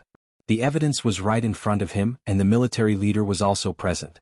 Daniken couldn't explain himself even if he wanted to. He could only quickly show his weakness. The one who was even more enraged was the military leader. They had always been at odds with the base, and the United Nations had always been suppressing them. They never expected that their own men would dare to use such a method to challenge the dignity and authority of the base. Right now, sacrificing a commander was not important. What was important was that someone from the base had killed someone here. This matter could not be covered up, and the reason for the murder was actually such a filthy and disgusting business. Right now, Daniken could only place all his hopes on the military leader. He hurriedly said, "I will investigate this matter thoroughly. I can't hear anything from the surveillance cameras. I can only see that little brother Feng was stubborn and refused to comply. The commander said that it had been a long time since he met such a fair and beautiful young man and he wanted him. However, I can't be sure what the commander said to agitate him. I was also forced to do this. Give me a chance. I will definitely investigate this matter thoroughly." "He's already dead. How are you going to investigate?" The military leader angrily rebuked. Li Nanheng paid no heed to his words. He casually raised his hand and called out to a newcomer, You tell me what exactly happened? The newcomer did not expect the boss of the base to call out his name. As a newcomer, he didn't understand many things and was timid. Seeing that something had happened to Danny-ken, he did not dare to side with him. He directly said, "I'm not too sure either." However, Danny-ken is indeed very close to the commander. He would often pick out good-looking men from among us newcomers and send them over to the commander.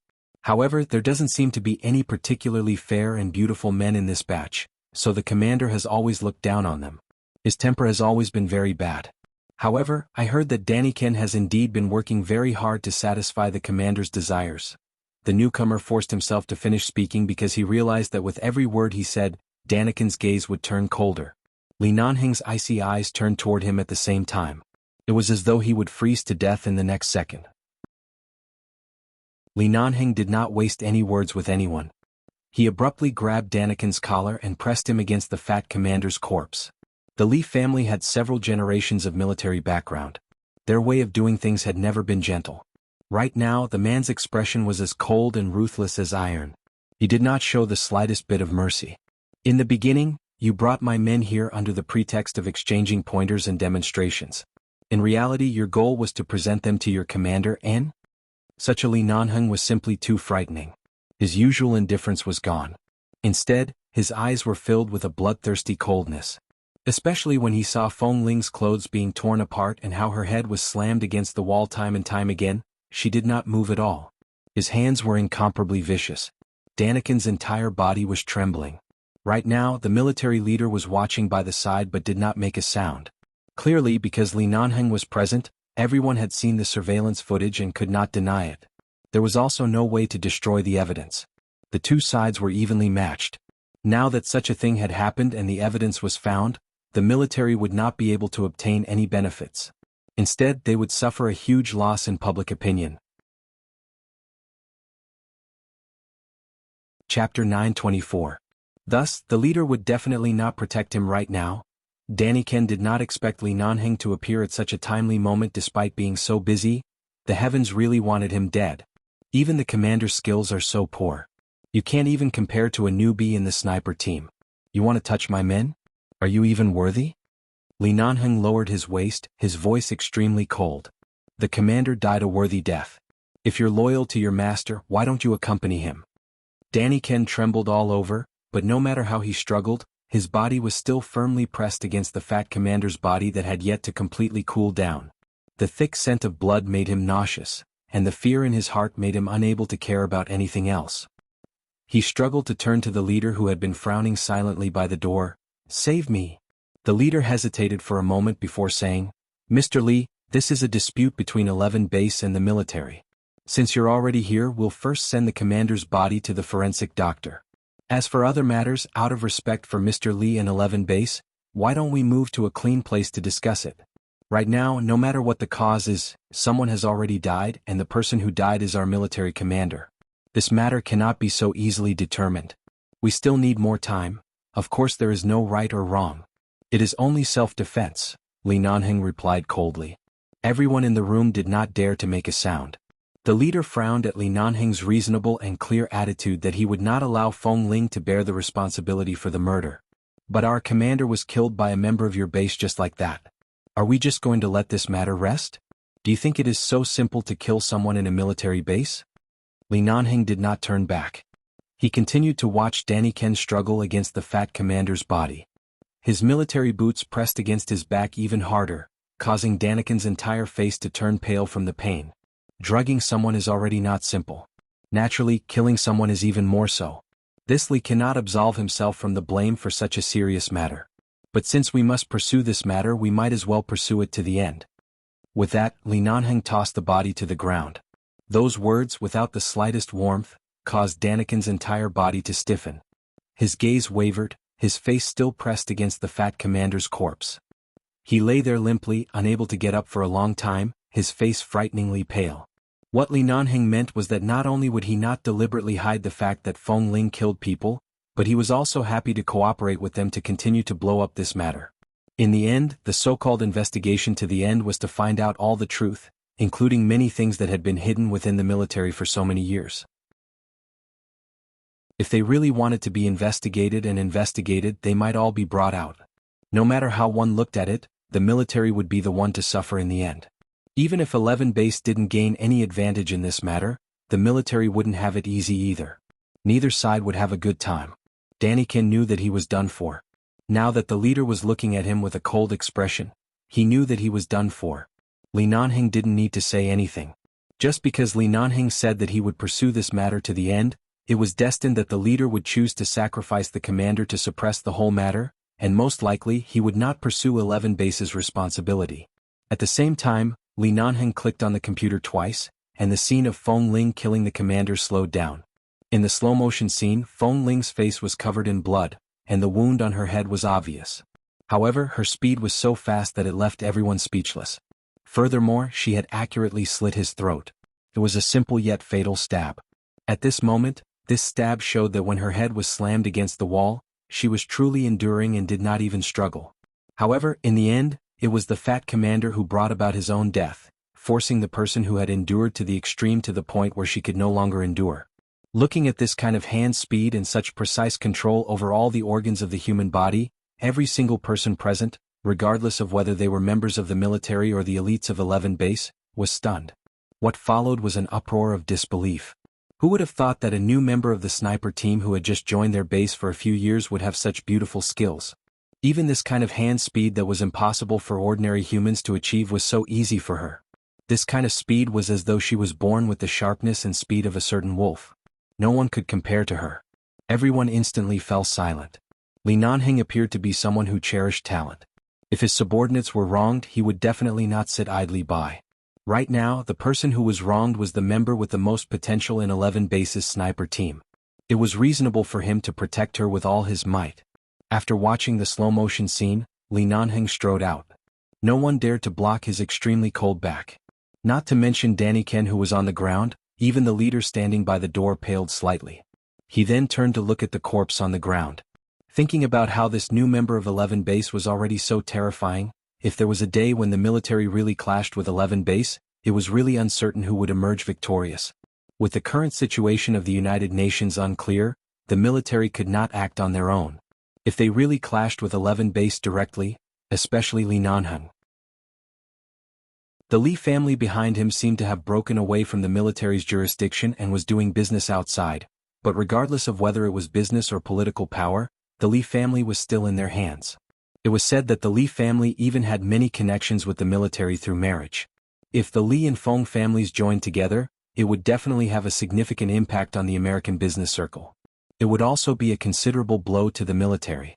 On this point, if Danny Ken and the commander had not been blinded by their own selfishness, they definitely would not have dared to act against the people of 11 Base like this. Right now, it was not about the members of 11 Base killing people here. They could only use the fact that the commander was already dead to appease 11 Base's anger. Otherwise, everything would be very difficult. And that surveillance video just now. Not only would Li Nanheng be angry, even he would be angry. What was wrong with their brains? Usually, if they liked someone in the military, if they could really convince them, they could do whatever they wanted. But now, these two idiots actually extended their hands to the 11 Base that they could not afford to provoke. Wasn't this causing trouble for the military for no reason? No one spoke in the corridor. Li Nanheng's expression was cold and his footsteps were slow. He walked forward expressionlessly in front of every member of the military who had their guns pointed at him. The several elite team members following behind him were also fearless. Even if these people were given 100 guts, they would definitely not dare to open fire. They stood by the side and wanted to use their connections to intimidate others. Did they not know how guilty their master was right now? If they dared to open fire on them, no one would be able to bear the responsibility.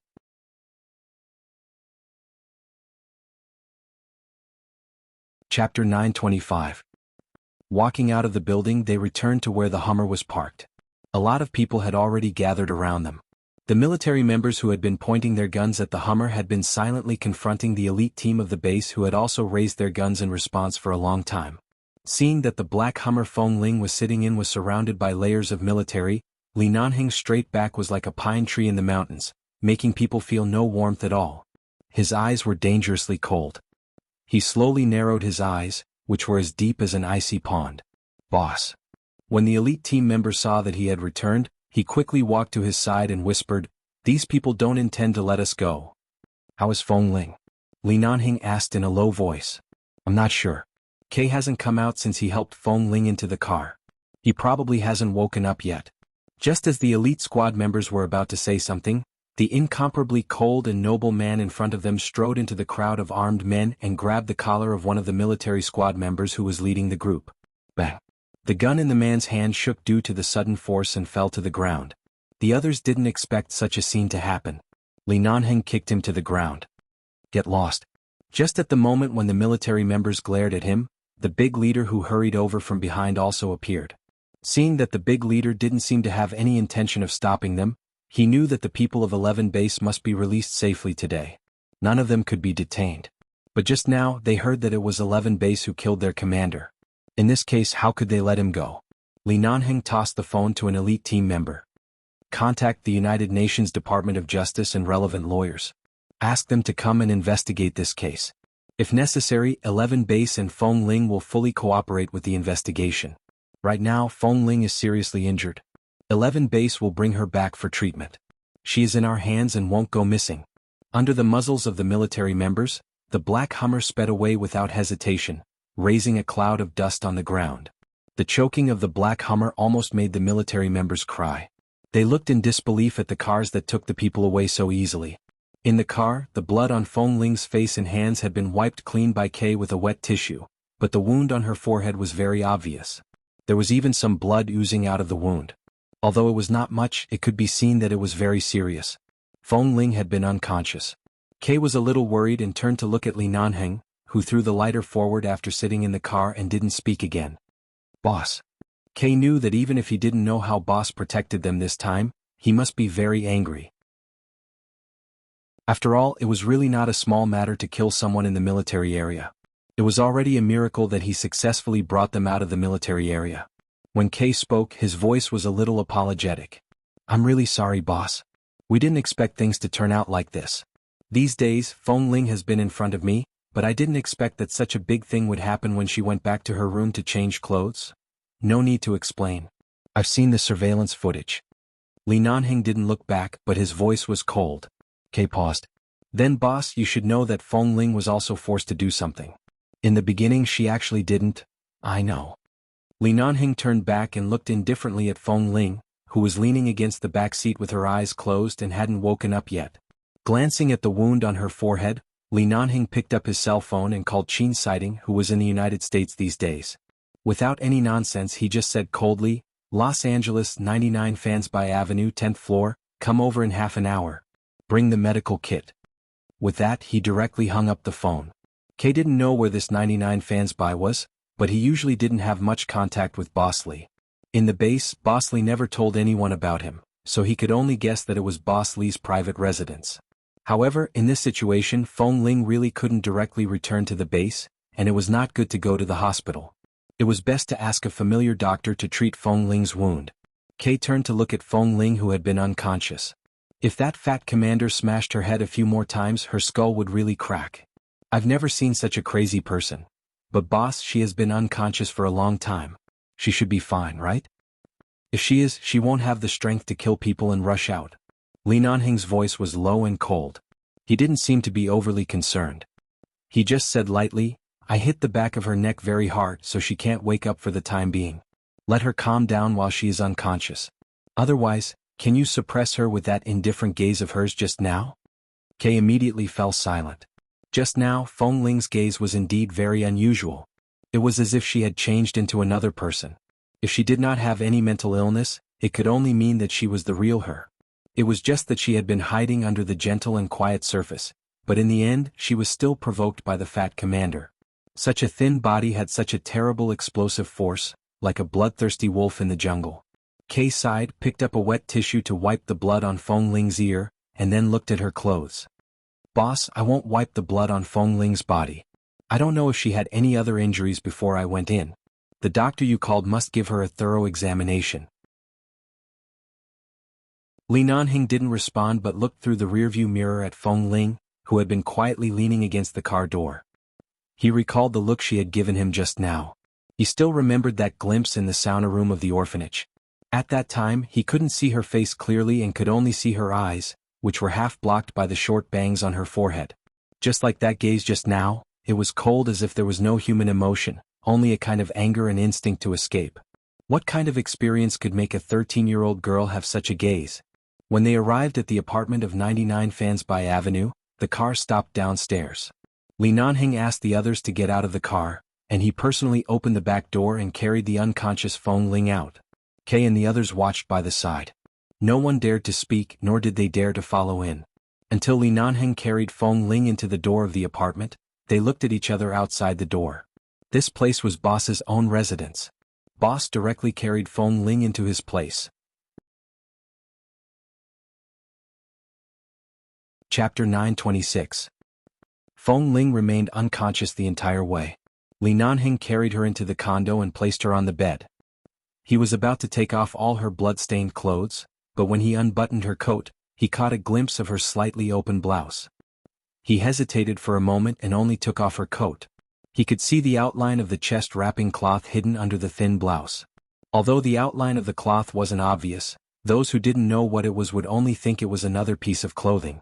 Thankfully, it was only her jacket that was stained with blood. The rest of her body was relatively clean. He reached out and unbuttoned her shirt one by one.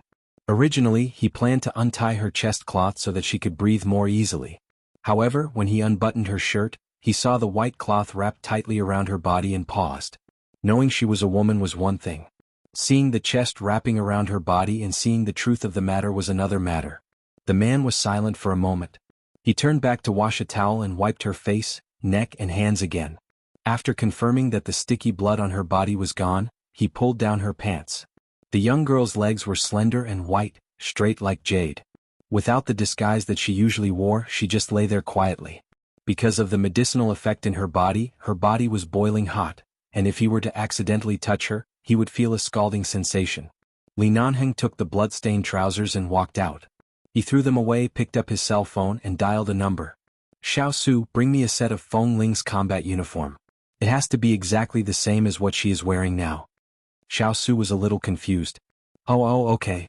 Exactly the same. Why does it have to be exactly the same? What is the emphasis point of the exact same? But since boss said so, Xiao Su could only hurry to find it. He remembered that the clothes Feng Ling wore seemed to be the autumn uniforms of 11 base. She should have several. After making the call, Li Nanheng did not immediately return to the bedroom. Instead, he picked up the lighter on the coffee table, tilted his head and lit a cigarette. As the white smoke lingered, the feeling of abstinence became stronger. The room was very quiet. Feng Ling was unconscious in the bedroom, and Li Nanheng was smoking in the living room. Time passed bit by bit until Xiao Su hurriedly brought the clothes over. Li Nanheng took the clothes and casually threw the blood-stained clothes he had just helped Feng Ling take off to him. Dispose of them. Xiao Su took the clothes and realized that boss had taken off Feng Ling's clothes. But at this time no one dared to gossip. Everyone knew what had happened, so no one dared to be negligent. Xiao Su didn't say much, nodded and left with the clothes. The man took the clean clothes, turned back, pressed the cigarette into the ashtray and stood still by the coffee table. His cold aura of a young master of a warlord family was instantly revealed. Qin's sighting had already driven over and would soon come with the medicine box. Li Nanheng brought the combat uniform into the bedroom and helped her put it on again, in case she woke up and was shocked because her secret was discovered. The sky outside the window was dark. In the dim light of the bedroom, the girl was unconscious. Her face was pale and there was a large scar on her forehead. Under the light, Li Nanheng already felt that he was the one who had been drugged. From the little girl's feet to her legs, bit by bit, until the pants were buttoned and the belt was buckled for her. The man's body was already covered in a thin layer of sweat. Then, just as he was about to button up her blouse, when he touched the cloth on her chest, the man's hand paused. He looked at the unconscious girl and the deep and obvious ravine that was squeezed out of the cloth because it was wrapped too tightly. He suddenly thought of the feeling he had felt before. At this time, everything that popped up in his mind was based on instinct, and these instincts were almost impossible to suppress. He should have known the truth and put her safely by his side instead of letting her join the sniper team and stand under so many people's gazes to attract attention. He should have stripped her clean clothes long ago. Otherwise, who knew how long this little liar would lie to him? When he looked at the girl's sleeping face, some emotions erupted like a volcano and could no longer be hidden in his eyes. Feng Ling, who was unconscious, had no idea what kind of environment she was in, nor did she know that she was about to be slaughtered by the man she had been guarding against. However, her natural acuity and instinct made her feel some kind of unknown danger in her sleep. Even though she was unconscious, she still frowned slightly. However, her eyelids were very heavy and her consciousness was blurred. Her body was unusually hot, and she could not open her eyes no matter what. She thought that she could hide it again and again since she had hidden it for so long. However, Li Nanheng had not been at the base in the past few years, which gave her a chance to continue deceiving him. However, time and time again, coincidences and suspicions, coupled with an accidental mistake, in the end, such a fatal secret was completely placed in front of the man's eyes. If it were any other time, it would not be so easy for Li Nanheng to see the clothes she was wearing and see her clearly. She was quiet and obedient, which was rare for her to be unconscious. Li Nanheng looked down at the girl on the bed who seemed to be conscious but could not wake up. He looked at her fair face under her black hair and the glaring wound on her forehead. If the doorbell hadn't suddenly rang at this moment, he would have taken off her pants again. After all, she was also drugged.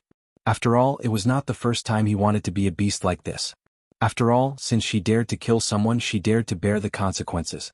Since he had helped her, she should lie on his bed after doing something wrong and cry fiercely in the way he wanted. Otherwise, he would be too sorry for the 220 km/h speed and the soaring blood pressure when he drove into the military area. The man's eyes were dark, and he forcibly suppressed the desire that even he felt was a beast. He casually buttoned up Feng Ling's thin shirt, covered the chest wrapping cloth inside, and then covered her with the quilt. He turned to open the door. However, as soon as the man turned to walk out of the bedroom, the girl on the bed could not suppress the drug in her body and suddenly let out a very light, cat-like moan. It was a very small sound, but it shook him to the point that he staggered and almost knocked into the door. Li Nanheng endured it. When he heard the doorbell again, he suddenly walked out with a dark expression, opened the door, and said coldly to the handsome man in a white shirt outside the door who was carrying a medicine box, "Can't you King come later?" Qin sighting. Chapter 927. Are doctors so punctual now? Li Nanheng's face was dark. Qin sighting, didn't you King say you want me to arrive in half an hour? And you sound as though it's a matter of life and death. At the same time, Qin sighting glanced inside. What's wrong? Is there a situation? I'll go downstairs for a cup of coffee before coming up. Li Nanheng turned around expressionlessly and gestured for him to come in. Come in. Save them first. Qin sighting glanced at him and snorted. I've never seen you so nervous before. Who's injured? Is it a man or a woman? Don't talk nonsense. Let's go in and save them. Li Nanheng turned and went in. Qin sighting sighed with a smile. It's not like you to be so mysterious. However, human lives were at stake and now was not the time to joke around. The man in the white shirt casually rolled up his sleeves and walked in. Seeing Feng Ling lying quietly on the bed and the serious wound on her forehead, Qin sighting walked straight to the bed to check her wound. After checking, he turned to Li Nanheng. How did you get hurt? How long have you been unconscious? Qin sighting took the phone and saw that it was a surveillance video that had just been sent to his phone. After watching it as quickly as possible, he did not say anything, put down the phone and rummaged through the medicine box to deal with it. At the same time he said, "You only asked me to bring the medicine box over, so I thought it was just a skin injury. The collision is so serious. I'm not sure if his brain is affected or if he has a concussion. I know it's not convenient for the people of 11 Base to go to the hospital, but you'd better take time to have a checkup." I knocked her out. Li Nanheng stood by the bed and said lightly. Qin sighting's hand that was disinfecting the wound on Feng Ling's forehead paused slightly. He turned to look at the man with a calm and indifferent expression and then withdrew his gaze to continue treating the wound. I was wondering why she was in a coma for so long when she has the strength to kill someone. I think she's been traumatized. I don't want her to hurt herself. Qin sighting focused on checking Feng Ling's other injuries. When he was about to lift the quilt, Li Nanheng glanced at his hands and said coldly, "If you see anything you shouldn't see, remember to keep your mouth shut." Qin sighting paused, put the quilt back and put his hand on Feng Ling's wrist. After feeling her pulse for a while, he snorted. No wonder he has such short hair. He's clearly a young man, but no matter how I look at him, he looks like a woman. He's really a woman. Li Nanheng caught a glimpse of his action and frowned slightly. You also know how to feel the pulse? Qin sighting returned to the medicine box and picked up the medical disinfectant cotton and other medical drugs. He did not look at him. Since I've stepped into the medical world, I should understand everything that needs to be understood. For me, Chinese medicine and Western medicine are both compulsory courses. She's the heir of the Qin family, but she abandoned business to become a doctor. That woman Shiniange is really a scammer. Hearing this, Qin Siding's expression did not change at all. He continued to deal with the wound on Feng Ling's head and said, "Although I'm a doctor and don't think too much about the patient's body, seeing that you don't want me to see it, I won't touch it. After I leave, remember to check if there are any other injuries on her body. I've seen the video just now. From the looks of the fight, even if there are injuries, they should only be bruises from bumping into something. It shouldn't be too serious. The wound on her head needs to be changed twice a day. When it's time to change the dressing, I'll remind you. I'll leave the dressing here and you can change it yourself." Since Shiniange left, Qin Siding, who was originally silent and distant, became even more reticent. Especially when the people around him mentioned that woman's name, he always avoided mentioning it. However, when he saw Qin Siding smear the medicine on the wound on Feng Ling's forehead and saw the large bloody wound on the wall, a desire to blow up those people in the military region surged in his heart. The commander should be thankful that he was killed by a knife. Otherwise, if he fell into his hands, who knew how he would torture him to death? After temporarily pasting the medical gauze on the wound, Qin Siding examined Feng Ling's hands and arms. There were no other obvious injuries. There was only a blood stain on her palm caused by the dagger. It was not too serious. It could be seen that although she was in a hurry, her skills were not bad. She did not injure herself too much. When disinfecting and applying medicine on the wound on her palm, Qin Siding saw a thin callus on Feng Ling's palm. From the position of the callus, he could tell that it was a member of the 11 base who held a gun all year round. After watching for a moment, he said in a low voice, "What's wrong with her? You hid her in the base? Such a beautiful girl, her hair is so short, and there are thin calluses on her hands. Is this how you treat a little girl?" Li Nanheng stood by the bed, looking down at Qin Siding's movements when he applied medicine on her, and did not explain with a dark face. When he placed Feng Ling's hand back on the bed, Qin Siding stood up, packed up the medicine box and prepared to leave. "You're leaving?" Li Nanheng glanced back at him. "Otherwise, should I stay and drink with you? Your short-haired little beauty's pulse is abnormal, and your whole body is burning and your face is red. It's obvious that you've been drugged. If I don't leave, do I have to stay here and watch you act as the antidote?" Li Nanheng immediately retracted his gaze stiffly and then said stiffly, "Goodbye, I won't send you off." Qin Siding sneered, and when he changed his shoes in front of the door, he said, "When she wakes up, remember to take her to the hospital for some simple examinations. Just check if she has a concussion. I've touched the wound on her forehead earlier. It's not a big problem, but that kind of violent impact should give her a headache for a few days. Pay more attention." With that, Qin Siding very calmly and tactfully did not intend to continue being a third wheel. Without waiting for him to respond, he left and very considerately closed the door outside. The room returned to silence, and only Feng Ling, who was in a coma, appeared to be quiet and motionless, but gradually began to breathe rapidly. Her cheeks, which had been pale earlier, were indeed slightly red, and even her neck seemed to be suffused with a rosy color. Li Nanheng walked over, lifted the quilt, and was about to check if there were any other injuries on her body. The buttons on the girl's thin shirt were unbuttoned one by one. The man's eyes darkened, and even his breathing changed. He, who had always been calm, suddenly felt thirsty at this moment. Very, very thirsty.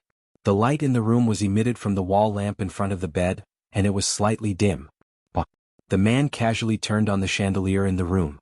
When the dazzling light lit up, he told himself that it was only to check her other injuries. Chapter 928. The man walked back to the bed and looked at the unconscious girl on the bed. One end of the white chest wrapping cloth was lifted. Under the man's slender fingers, there was some kind of fiery desire that could not be suppressed. He forcefully suppressed it, but he could still feel the agitation in his blood. The chest wrapping cloth fell down, and the girl's fair and beautiful body was right in front of him. All the answers were not as direct as seeing it with his own eyes. This scene seemed to indicate the beginning of something. A certain kind of evil fire in his body came from all directions, drowning him, making him feel as though he was going to tear the person in front of him into pieces in the next moment. Even the agitation and heat, the long-suppressed things, were all transmitted to a point between his legs. Li Nanheng looked at the girl on the bed and raised his hand to tug at his collar. He did not see any injuries on her body, but her clean, fair and exquisite skin made it so that even though he knew he should not look at it, he still looked at it. He could not bear to shift his gaze even half an inch away. His fingers touched her waist, probably wanting to confirm that all of this was real, and slowly moved up. His fingertips passed through the white restraints that had begun to scatter and finally landed on the soft edge. Li Nanheng's eyes turned cold. Some of the memories that had been repeatedly overlapping in his mind seemed to have appeared again. This soft touch had once landed on his palm. Even though Feng Ling was unconscious, the drug in her body did not dissipate. Because such a long time had passed, the drug had accumulated in her body to the point where she could not control it. The man's fingertips brushed past, and the coldness in the air and the warmth of the man's fingers caused her body to tremble uncontrollably. The girl's voice also flowed out of her mouth. It was very low and shallow, but in this quiet room, it was slightly hoarse. It floated gently in the air, causing the atmosphere to instantly become ambiguous and confusing. Li Nanheng looked at the girl on the bed. His pair of black eyes that were like ancient wells and deep pools instantly turned as dark as ink, as deep as the sea, with a deep and dark color.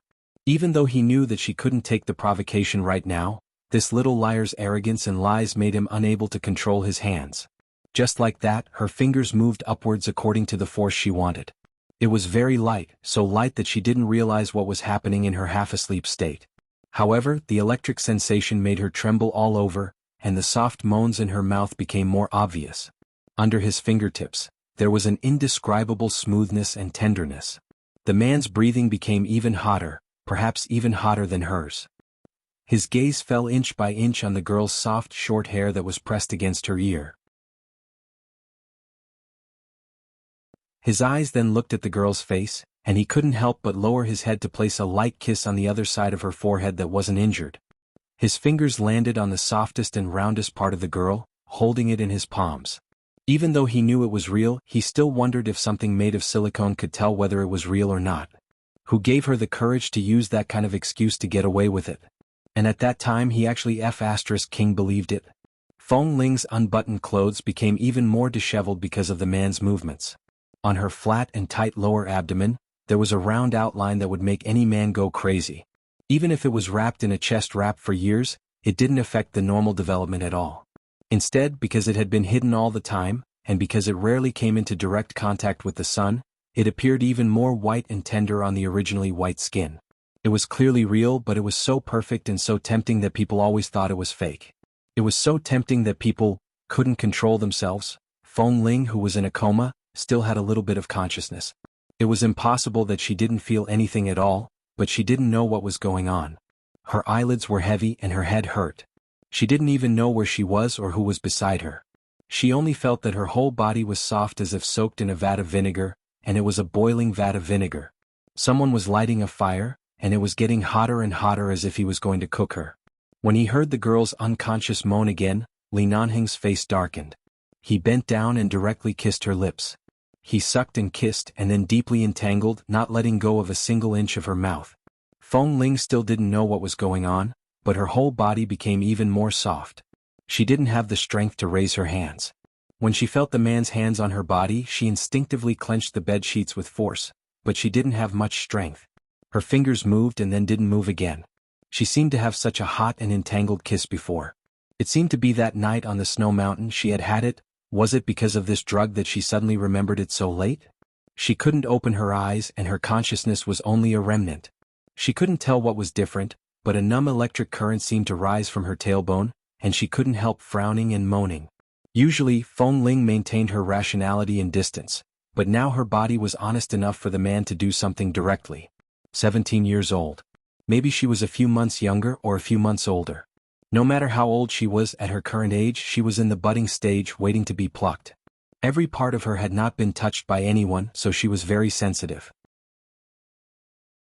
Even the slightest touch would cause her to tremble and feel uncomfortable. Feng Ling suddenly sobbed under his kiss. She trembled and moved her own legs, which was undoubtedly a kind of instinct. However, this instinct made the man's eyes as hot as fire in an instant, almost burning the still unconscious her. Looking at her legs that he didn't know what she was rubbing, his eyes darkened and darkened. "What do you want?" The man's voice was very low against her ear. He knew that she couldn't wake up, and he also knew that even if he really did something to her now, she wouldn't have any complaints. He also knew that right now he really wanted her. But Feng Ling's gender in the base couldn't be exposed. With her temperament, if she knew that her secret had already been known by others and even he had long known, it would be very difficult for her to survive in the base. She had already suffered a huge shock today, and she had already risked everything to kill someone. In such a state, if she was under other emotional pressure or stimulation, it was difficult for Li Nanheng to guarantee that he could keep her. However, at this moment, the girl suddenly opened her mouth and instinctively panted with a somewhat hoarse breath. Her expression and the flush on her face constantly challenged the man's self-control. Chapter 929. Through her not-so-thick pants the man pressed down just like that. Just like that, even though they were separated by their trousers, they were still burned by each other's body heat. The man abruptly took the girl's hand, and he subconsciously wanted to pull her hand down to guide her to do something. However, when he felt the coolness of the ointment under his palm, Li Nanheng's mind suddenly paused. He lowered his head to open her palm and saw the small cut made by the dagger. Although it was not very deep, it had just stopped bleeding. He really wanted to make her pay the price for deceiving him for so long. He wanted her to cry on the bed, to call out his name hoarsely with her usual cold and distant voice, and to beg for mercy under his body. But right now the unconscious and injured Feng Ling could not bear any punishment from him. Seeing her face turn even redder, the man closed his eyes, abruptly pulled away and went to the bathroom. Under the cold water, the girl's face and body still lingered in his mind, and the cold water could not wash them away. Although this was a cold shower, the heat had subsided for too long. Perhaps if he did not find some way to relieve it, he would not be able to control himself when he went out again. Under the shower, the man closed his eyes. His mind was filled with the young girl's fair and seductive body. The perfect lines of the man's back were taut, and his hands moved faster and faster. He even raised his head, and his slender neck was elongated. His entire person suddenly exuded a wild handsomeness. He recalled the time when he had forcefully grabbed her hand and touched him, and that gentle feeling enveloped him. His hands moved faster and faster. The water from the shower dripped down, and the man's back muscles were tight and powerful. After an unknown period of time, the man suddenly let out a long breath and abruptly leaned back against the cold bathroom wall, letting the water spread out from the shower. When the water turned from cold to hot, he did not take off his shirt, and at this moment his whole body was soaked. He raised his hand to press his forehead that was washed by the water, and his eyes were as deep as an endless abyss. When Li Nanheng came out of the bathroom, it was already more than half an hour later. The girl was still lying on the bed with her clothes in a mess. She didn't have the strength to move and her eyes were still closed. Seeing this scene, Li Nanheng almost felt that all his efforts were in vain. He abruptly turned to the wardrobe to take out a set of light-colored, soft home clothes. After changing into the clothes, he casually wiped the dripping short hair on his head, walked back to the bedroom and calmly put on Feng Ling's clothes. Li Nanheng's observation skills had always been extremely strong. The way he dealt with the chest wrapping on her body was undone and wrapped it around her again. In the end, the position where it was fastened was exactly the same as before, so no one would be able to see any flaws. After restoring everything to its original state, the man was about to fetch a basin of cold water to help her wipe her hot and sweaty face. However, the girl's moaning continued, challenging his self-control again and again. Li Nanheng had thought that his self-control was very strong, especially when it came to women. He had never had any impulses that he shouldn't have. But for Feng Ling, regardless of whether he once thought she was a man or now he knew she was a woman, there was no difference. He wanted her. From the moment he thought he was really gay, these 3 words were clearly written on his face. He had never hidden it and he was so calm that he didn't worry about any changes. When Feng Ling's clothes were put back on, she was still in the abyss of suffering from the drug. She had no idea that in such a short period of time, she had already been kissed and touched by the man. He had taken advantage of her. Cold. Feng Ling suddenly woke up in a burst of coldness. When she opened her eyes, she was still in a trance. It took her a long time to regain the focus in her eyes, and she looked around and the water in front of her in a daze.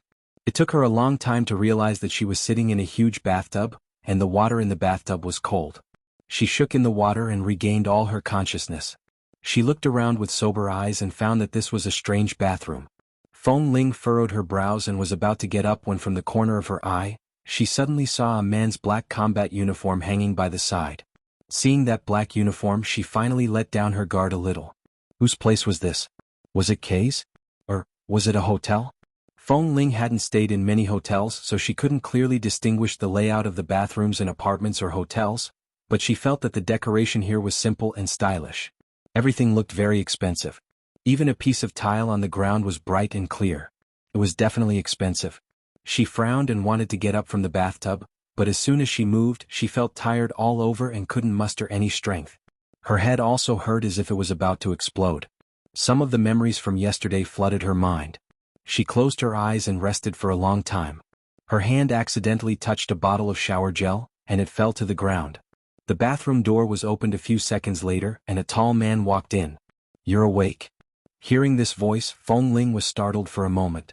She pressed one hand against the flat gauze on her forehead and raised her head to look at the man dressed in home clothes in front of the door. Li Nanheng usually wore a combat uniform or a simple vest in the base, or he would occasionally change into a more formal suit when he came back from a trip. This was the first time she had seen him look so easygoing, especially his clothes, which were soft and comfortable, making him, a man with a hard temper and sharp edges, look much softer and more meaningful. Although Feng Ling admitted that it was because she was biased against him and didn't like him, it was indeed rare to see Li Nanheng like this. She put down her hand and looked around before asking hoarsely, "Where is this place?" "Don't worry about where it is. Are you still feeling uncomfortable? Have you endured the effects of the drug?" The man walked over and reached his hand into the bathtub. He then raised his hand and touched her slightly cold face. Feng Ling sat stiffly in the bathtub and looked at him blankly.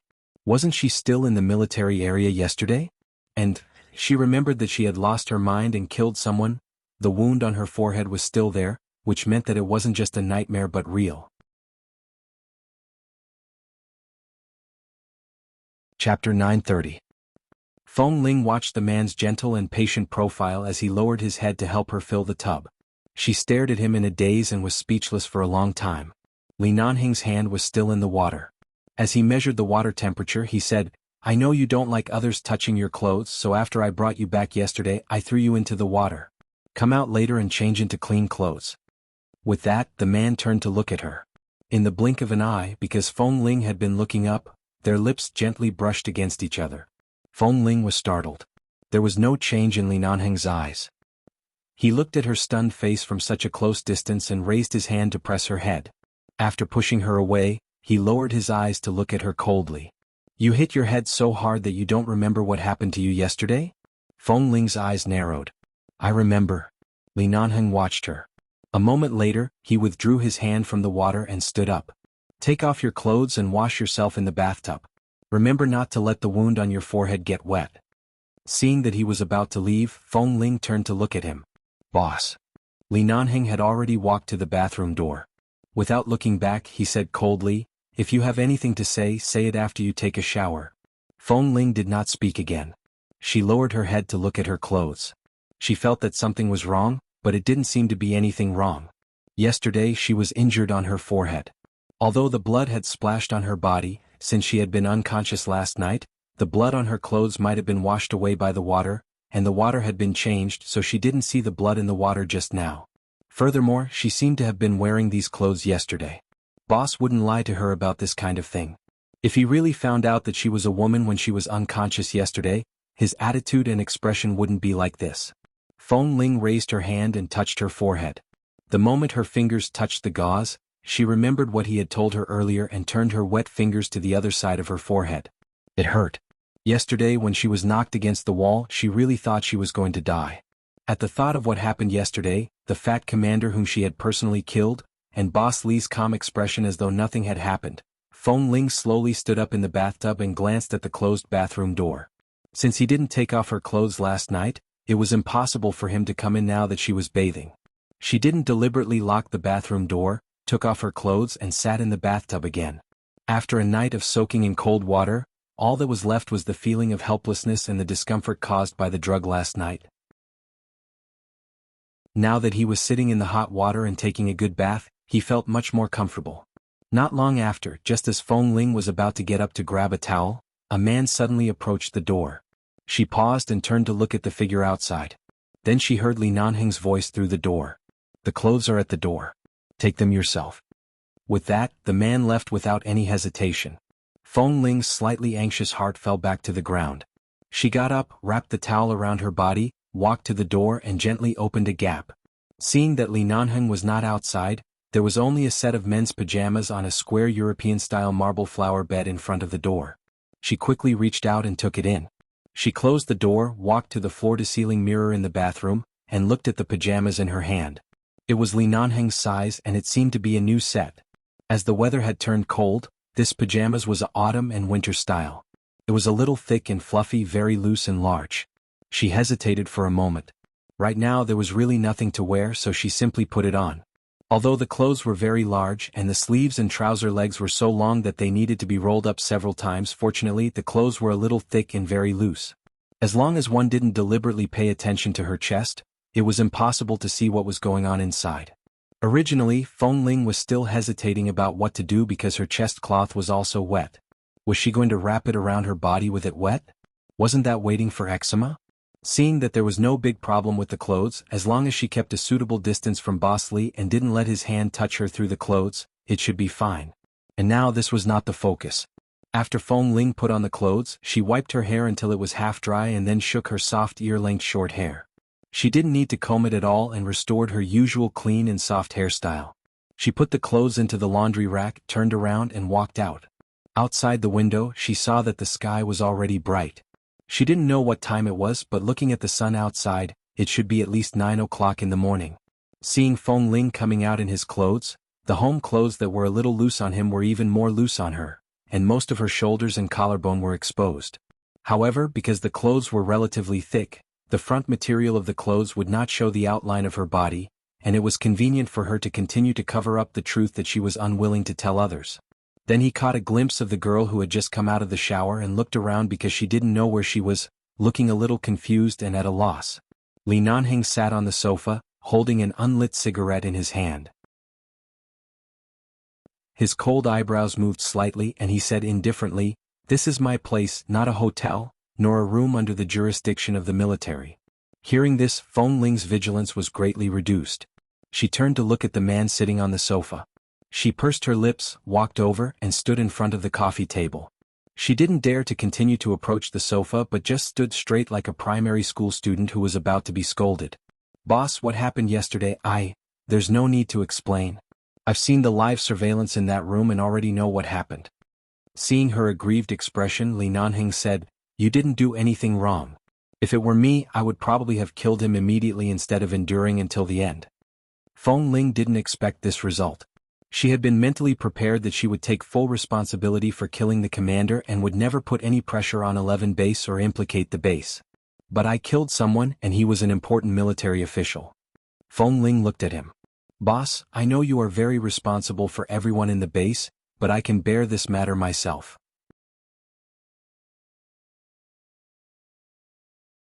Chapter 931. What can you bear? Bear the commander's life or bear the military's torture? Or hand you over to the police station and be sentenced to 10 or 20 years. No matter what, it's not right to kill the commander of the military. After all, they are not the terrorists we usually kill. They can't be treated as the same, so I can accept any punishment. Li Nanheng sneered. Then who will bear the innocence of the members of 11 base? Who will bear the dignity of 11 base? That fatty who died in your hands?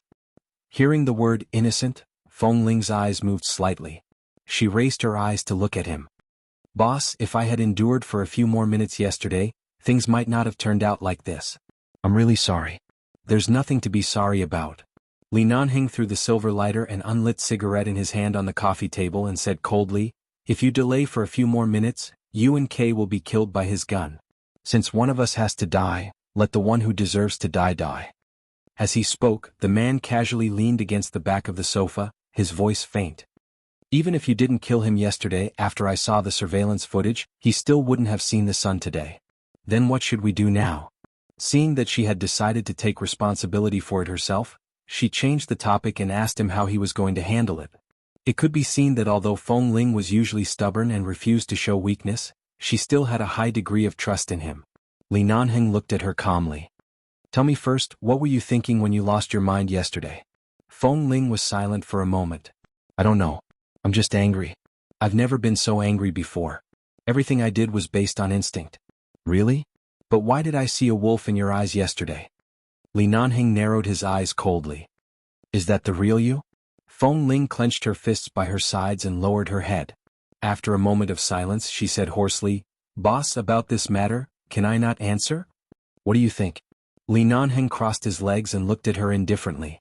Feng Ling was a person who didn't like to expose her scars to others, especially the experiences that no one would believe when she was young.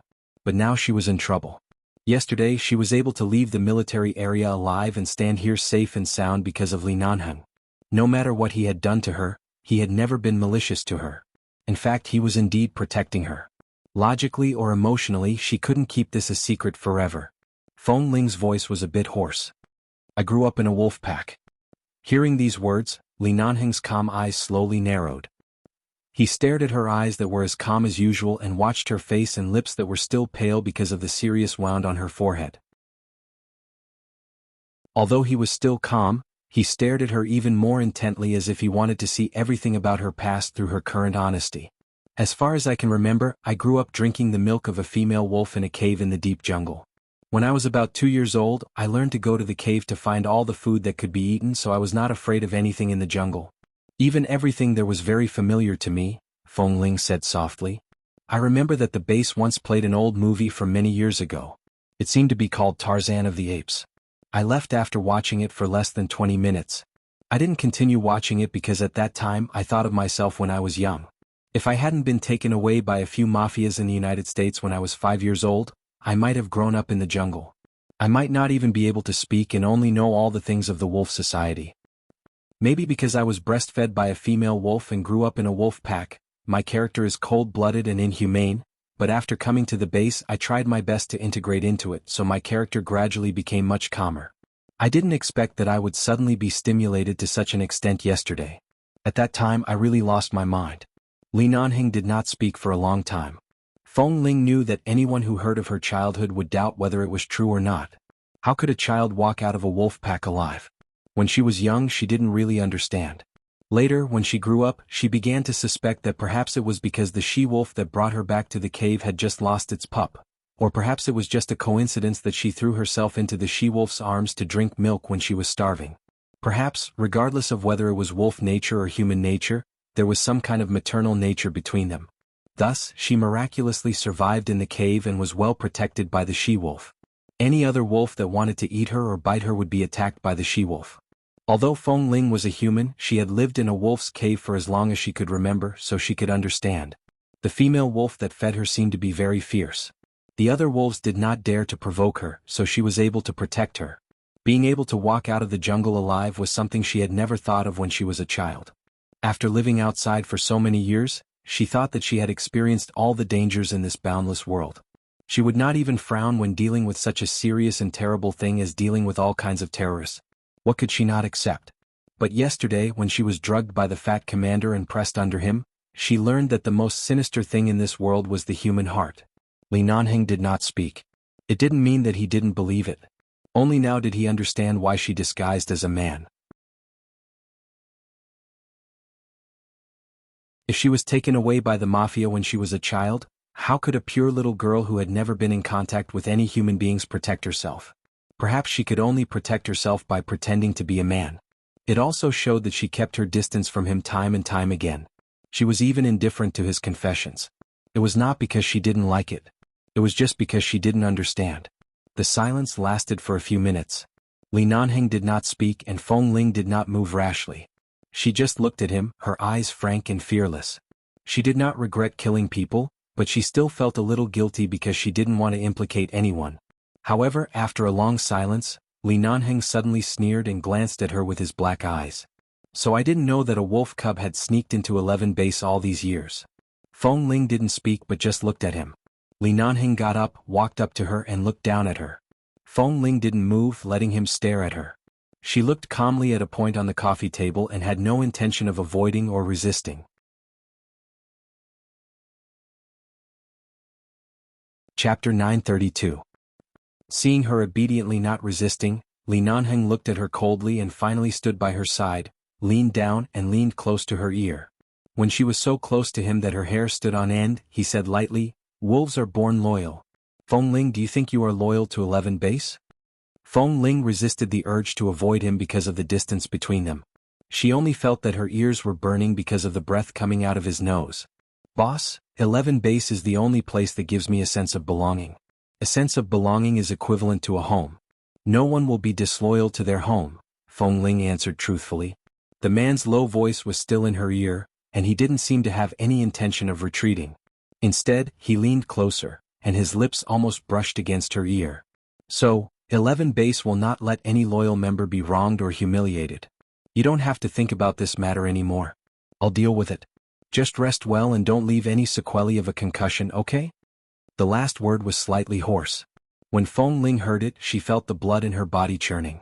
The base can keep a loyal soldier, but we definitely won't keep a piece of trash who gives us headaches. So, calm down and recuperate. Don't let your imagination run wild. Feng Ling responded softly, "N." The man glanced at her loose clothes again. Even though he knew that she wasn't wearing anything inside, not even a cloth wrapping around her chest, he still asked casually, "Are your clothes comfortable?" He was not injured, nor had he just been drugged last night, but she didn't understand why his voice seemed to be covered with a layer of hoarseness when he said this. She immediately moved aside. "It's very comfortable. Thank you, boss. If it's convenient, I can ask Kay to send my suitcase here." She wanted the suitcase for the sake of those pieces of cloth that would get in the way. Li Nanheng didn't expose her but said indifferently, "Okay, let's recover first. I'll inform Kay later." Then Li Nanheng's phone rang. He asked Feng Ling to go back to the bedroom to rest. Feng Ling turned into the bedroom and closed the door. When she sat on the bed, she looked back at the dark blue bedsheets and quilt behind her and recalled the decoration pattern of the entire apartment when she was looking at this place. In the beginning she had thought that this was a hotel, but now she knew very well that this was Li Nanheng's residence. Not the residence in the base nor the Li family, but a place that only belonged to him. The entire apartment was a simple, low-key and tough male makeup artist. Every place was just right, and every decoration was made the best use of everything. There was nothing cumbersome about it. The bed beneath her was soft and comfortable. She had no memory of what happened after she was knocked unconscious last night, nor did she know whether she had slept on this bed or not, but since Boss Li asked her to come in to rest, he should not mind her sleeping here. After sitting on the bed for a while, Feng Ling lay down because of a headache. When she covered the quilt, she could feel a faint mint smell on the quilt. She didn't know whether it was the smell of the detergent used to wash the quilt or something else, but it smelled very good and was very similar to the smell on Boss Li's body. She had just killed someone yesterday and had been uneasy about causing trouble to the base, but now she had calmed down. When lying here, she seemed to have a sense of security that she had never felt before. Her head hurt very much and she didn't know how long it would take for it to stop. Even now, not only did she feel the pain in her head, but she also felt the obvious pain in the places where she was hit. She didn't know how many hours she slept, and Feng Ling was woken up by Li Nanheng. Boss Li said that the wound on her head needed to be changed, so she got up. The short-haired girl who had just woken up was a little sleepy, but the long-term training in the base made her sleepy and didn't say anything. She sat by the bed with her sleepy eyes and obediently let the man help her open the gauze and change the dressing. Feeling that the man's movements when helping her apply medicine didn't seem to be very unfamiliar, Feng Ling closed her eyes and asked, "Boss, did you also help me deal with the wound yesterday?" "No, I called the doctor over yesterday. I feel that Boss is very skilled in applying medicine." Li Nanheng looked at Feng Ling, who was sitting by the bed with her eyes closed. From this angle, he could see her long and curled eyelashes when she closed her eyes, which were dense and long, casting a small shadow under the sunlight falling in through the window. There is a saying that if you are sick for a long time, you will become a doctor. Even if you are not sick for a long time, you often suffer from large and small skin wounds, so you should have long learned to bandage yourself. "Do you think I don't even know how to apply medicine?" the man said as he put the clean new gauze left by Qin sighting yesterday and covered the wound on her forehead that had been applied with medicine. Sometimes he seemed to be a particularly unreasonable man, but at this moment, his movements were so gentle that she didn't feel any pain. Perhaps because this atmosphere was not the same as the usual serious atmosphere in the base, Feng Ling rarely smiled, but only for a moment and then stopped smiling. After all, she had just caused trouble yesterday, and now she didn't have the courage to smile. Her eyes were closed, and all the expressions on her face were naturally seen by Li Nanheng. The man didn't speak, just helped her apply the gauze on the wound, withdrew his hand, and when he turned to walk out he said indifferently, "Come out to eat." Since yesterday she hadn't eaten, so Feng Ling got up and followed him out. She saw 2 dishes and a bowl of rice on the table, which turned out to be the Chinese food she usually liked to eat in the base, but the color of the food seemed a bit strange. But after all, she was hungry and it was good to have food. Regardless of whether it looked good or not, she sat down at the table, and when Li Nanheng signaled her to eat, she picked up a mouthful of food with chopsticks and put it into her mouth. The expression on Feng Ling's face was a bit indescribable. After slowly chewing a few times, she looked up at the man sitting at the table who was looking at her calmly. "Boss, is this the takeout you ordered?" The man's expression didn't change. "And is the takeout food so bad now?" Hearing it was takeout, Feng Ling dared to make a bold comment. Li Nanheng's expression faltered, and he asked with a self-doubting expression, "Is it bad?" Seeing his expression, Feng Ling's eyes were a bit surprised. "Boss, did you cook this yourself?" Li Nanheng's face darkened. No. Only now did she notice that there seemed to be some residual smell of cooking on the man. Did she say something wrong just now? Feng Ling hurriedly picked up another piece with a strong desire to survive and put it into her mouth. "In fact, it's quite delicious."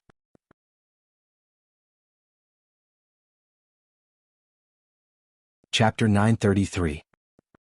He watched as Feng Ling began to stuff mouthful after mouthful of food into her mouth as if she had never eaten before. Li Nanheng looked at her with a self-doubting expression. "Delicious. It's delicious." Feng Ling looked up at him and smiled as she ate. To prove that what she said was true, she nodded subconsciously. Li Nanheng did not say more. When Feng Ling was about to finish eating, he saw that she ate very quickly. Was it really delicious? He suddenly picked up his chopsticks and put a mouthful of rice into his mouth. There is less water in the rice, so it is very hard. The man picked up another mouthful of food and put it into his mouth. Seeing Li Nanheng's dark expression, Feng Ling didn't look at him but lowered her head and continued to eat. The man didn't stop her from deliberately supporting him. He only said lightly, "Forget it. Let's order takeout next time." Feng Ling put down the bowl. "Actually, it's really not bad." Li Nanheng sneered. "Stop flattering me. In fact, it was indeed better to order takeout. After all, it was obviously Boss Li's first time cooking. Both dishes were extremely salty. He didn't know how much seasoning and salt had been added. Fortunately, they were both cooked, even a little overcooked, but at least they wouldn't spoil their stomachs. However, Feng Ling's desire to survive was very strong, so she still said, "Look, I'm almost finished. Boss, it's fine as long as I can eat my fill. Don't be so picky." Li Nanheng glanced at her coldly. "Do you think I'm a wild fruit that you randomly picked in the jungle and ate as a meal?" With that said, he suddenly looked at her seriously. "So you could even eat raw meat when you were young? Otherwise, how on earth did you swallow the food I made?" Feng Ling, their eyes met. She looked at him speechlessly for a while and then looked at the man's home clothes. At this moment, in such a place, far away from 11 Base, far away from so many troubles, in such tranquility, she found that Boss Li's temperament was unique to a playboy from an aristocratic family. It was not bad but overbearing and impolite.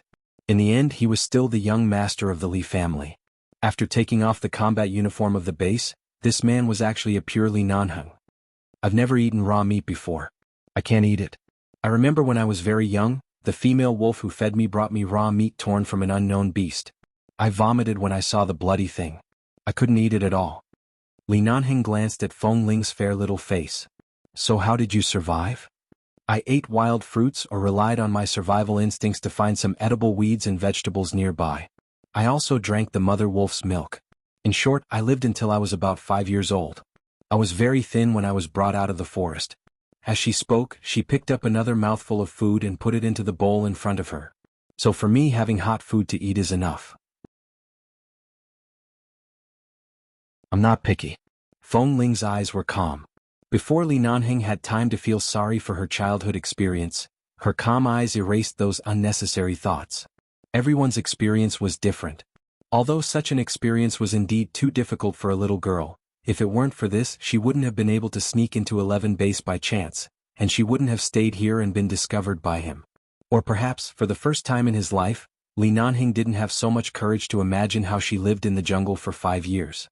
Such a small little girl. After Feng Ling finished the food, she put down the bowl and chopsticks. She raised her eyes to see that Li Nanheng had been looking at her, but he didn't say anything more. She looked back at him. Boss, I finished the food. If you're hungry, just order takeout. I'm already full. Li Nanheng glanced at the empty bowl in front of her. He didn't know if he should feel sorry for her or laugh at her for eating it. He smiled and suddenly said, "Do you want to see the apartment I bought with your money?" Feng Ling almost forgot about it and subconsciously asked, "Where is it?" "It's downstairs. It's the same size and layout as mine. Because I'm not sure what kind of decoration style you like, I only did a simple decoration to avoid too much trouble in the future. For now, it's not suitable for you to move in directly." Feng Ling paused and looked around in the blink of an eye. If it was the same size and pattern. Back then, Li Nanheng said that he would use her money to buy a small apartment for her. But his apartment was at least more than 200 square meters and it was a duplex. Although she didn't pay much attention, she saw that there was a staircase over there. In this way it was at least 300 or 400 square meters. If it was the same size, could this be considered a small apartment? Feng Ling didn't know how much it cost to buy an apartment in Los Angeles, nor did she know which street it was, but she felt that the place where Boss Lee lived would definitely not be cheap. She really wanted to ask how much he had spent on the condo for her, but the man got up to answer the phone.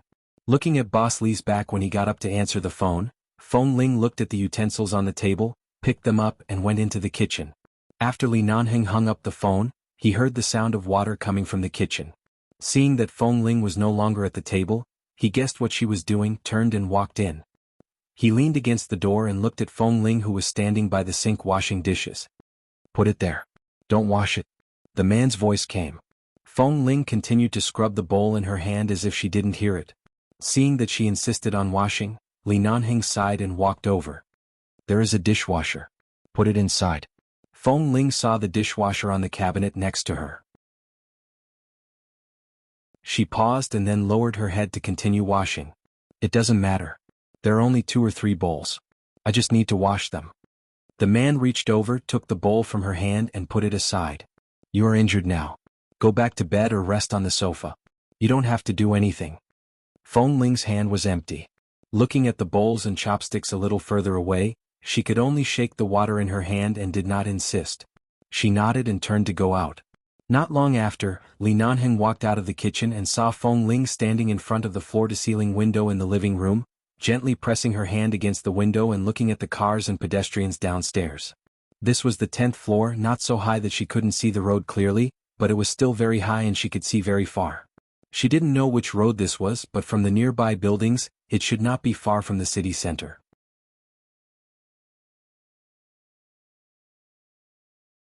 Chapter 934.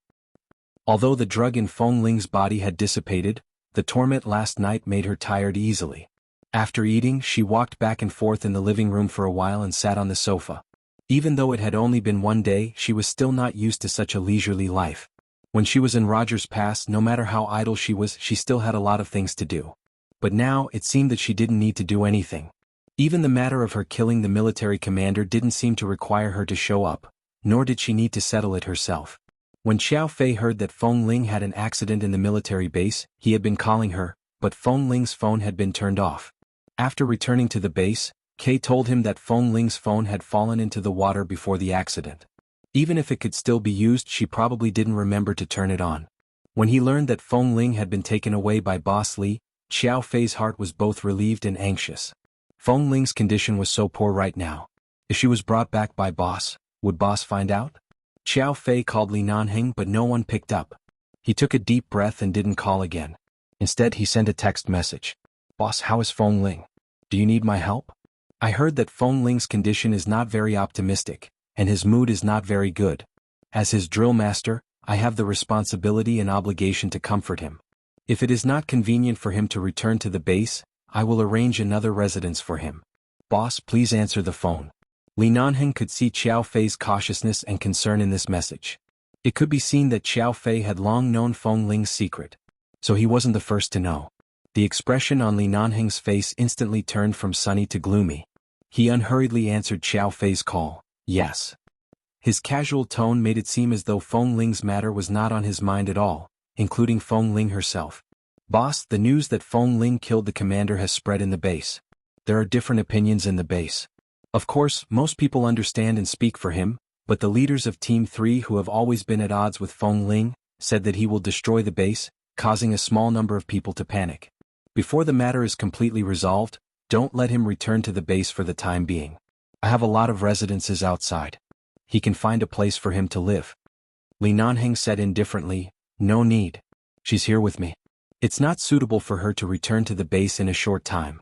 I've already told my men about the matter. It will be completely resolved in 5 days at most.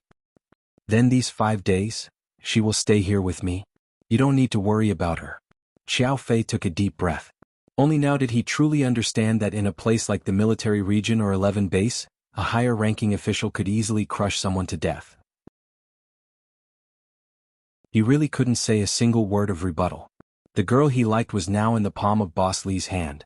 Xiao Fei felt that he needed to remind him, Boss, Feng Ling has always been avoiding you. Maybe it's because you are usually too strict with her. If she doesn't adapt to your place, you can tell me at any time. I'll help her make other arrangements. Don't worry. There's nothing she can't adapt to. It just depends on whether she wants to adapt to it or not. I'm hanging up. Xiao Fei looked at the call interface that had been stopped, and Li Nanheng's words echoed in his ears. It just depends on whether she wants to adapt to it or not. Li Nanheng answered a few more calls from the people in charge of the military region and the people in charge of the police handling the murder case. In order not to disturb Feng Ling's rest, Li Nanheng went to the study to answer the phone calls. After several phone calls, he had a rough idea of the matter in his heart. The man walked out of the study only to see Feng Ling, who was originally sitting on the sofa to rest, but at some point had fallen asleep on the sofa. Li Nanheng walked over and looked condescendingly at Feng Ling, who was in such a poor and fragile state. The short-haired girl leaned against the back of the sofa with her head tilted. Obviously, she had accidentally fallen asleep. She was still wearing his clothes, and most of her shoulders and collarbone were exposed to the air through the wide collar of the pajamas. Just like last night, Li Nanheng really wanted to torture this little girl who had deceived him for a long time. But obviously it was not the time yet. She hadn't untied the knot in her heart and was unwilling to admit that she also had the soft side of a girl. At this time, no matter what he did, he would be forced. Moreover, she didn't know what love was. Although he couldn't restrain himself with her ignorant look, there should be a limit. Love was a two-way arrow. He couldn't just be one-sided. He had to wait until she was willing to take the initiative to face him, and then he would ruthlessly make her cry. The temperature in the room was not very high. Although there was an air conditioner, Li Nanheng didn't like the temperature in the room to be too high. Seeing that Feng Ling was wearing a lot of clothes, her shoulders were still exposed. Perhaps people had a natural instinct to seek warmth. When Li Nanheng bent down and was about to carry her up gently, the little woman in his arms leaned deeper into his arms and rubbed her head against his arm, completely relying on her unconscious instinct to find the source of warmth. Li Nanheng put one hand on her shoulder and the other on her waist. Because she leaned into his arms, he suddenly sat back on the sofa. The girl's body half pressed against him. She didn't wear anything inside except for a layer of home clothes. Everything inside was a vacuum. There was no chest wrapping cloth or anything else. Everything hidden in the clothes was a complete her that didn't need to be sculpted, beautiful as white jade. Perhaps it was because the injury on her head was really serious, or perhaps it was because she had soaked in the water for too long last night that she was even more tired than when she was awake, or perhaps it was because she felt safe here, she was not as vigilant as usual. Even though Li Nanheng was pressed against the sofa by her, she still did not wake up. Instead, she rubbed her head against his chest. Originally, Li Nanheng thought she was pretending to be asleep, but he just sat on the sofa without moving, looked down at the person leaning against his arms and observed for a while. Only then did he find that her sleeping posture seemed to be treating him as the she-wolf she snuggled against when she was a child. This posture would give her a greater sense of security.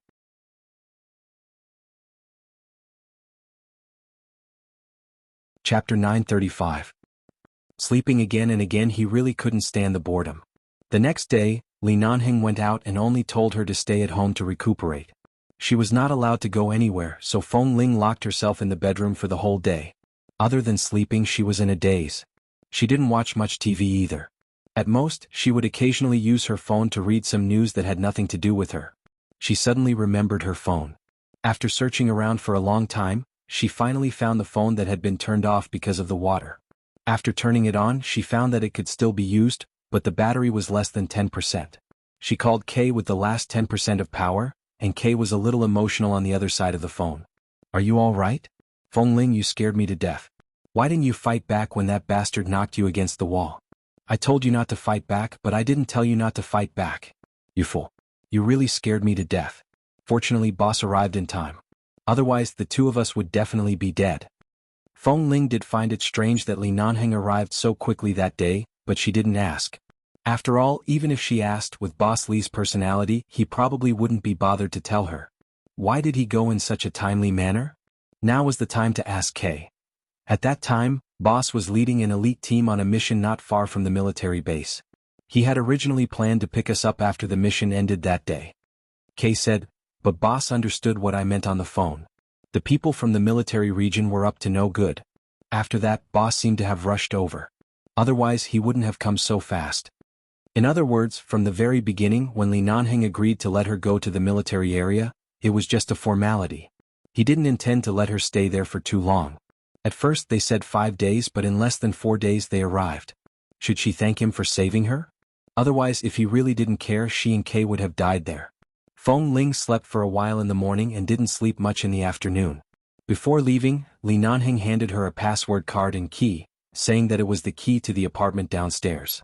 If she was bored, she could go there to take a look, but apart from these 2 apartments, she was not allowed to go anywhere else. She hadn't recovered yet, so she couldn't go out to see the wind. She didn't go down to see the apartment. Anyway, even if she said she wanted to live there, she couldn't live there.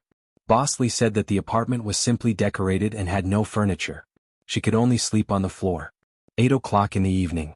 Before Li Nanheng came back, Feng Ling locked the door and took a shower in the room, avoiding the wound on her head. Then she came out to dry her hair.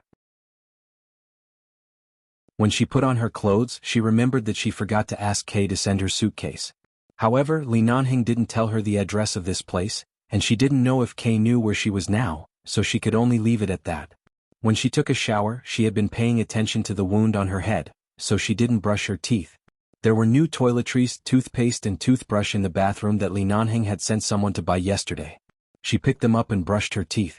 As soon as she put the toothbrush into her mouth, she suddenly heard the door open outside. She looked out and saw that it was Li Nanheng who entered the door. The man's body seemed to carry the cold air outside. He took off his coat when he entered the door, revealing a set of dark gray cashmere sweater and trousers inside. It made the man's originally tall and sturdy figure inexplicably look a little worldly, but also a little gentle and meaningful. Feng Ling quickly brushed her teeth and went out. Boss. Li Nanheng glanced at her and saw that she had washed up and was ready to sleep. You didn't go out today? Feng Ling looked straight at him. Boss didn't let me go out. Of course I won't go out. It seemed that his orders were always orders and she wouldn't disobey him. She would listen to his orders, but why did she stubbornly oppose him when he asked her to tell the truth? Li Nanheng glanced at her with a faint smile. And be good. Go to rest. We'll talk tomorrow. I'm tired. She didn't need to guess to know that he would be busy these days because of the military affairs. Even if he didn't say anything, even if he said that she didn't need to care about this matter, the person who died was the commander of the military region. Although he wasn't the best commander, he wasn't a simple character either. This matter definitely couldn't be solved so quickly. Feng Ling didn't say anything but walked up to him. When she walked up to him, she vaguely smelled the faint smell of alcohol on him. She immediately looked up at him. Boss, did you drink? The man's voice was slightly hoarse. He raised his hand and pinched between his brows. I drank a few bottles with a few old friends from the military. The old men from the Li family also came today. It's fine without them. With them around, I still have to be a grandson when it's time for me to be a grandson. Feng Ling, in front of the elders of the Li family, whether it was public or private, he was a grandson, right? His words sounded as if as long as the elders of the Li family appeared, he would be greatly wronged. What he meant was that as long as the grandfather was around, the grandson couldn't be arrogant. Go to rest first. I'll go wash up. The smell of alcohol doesn't smell good, he said as he turned to go to another bedroom. Feng Ling didn't follow him. After a moment of silence, she went to the kitchen to pour a cup of warm water and put it on the coffee table. Then she turned back to the room. She had just returned to the bathroom to tidy up the foam left after she showered and brushed her teeth. After cleaning up, she was about to go out when she suddenly saw the bedroom door open. Li Nanheng walked in with a toothbrush. I came to brush my teeth. The man's tall figure walked into the bathroom and his tone was concise. Feng Ling was startled.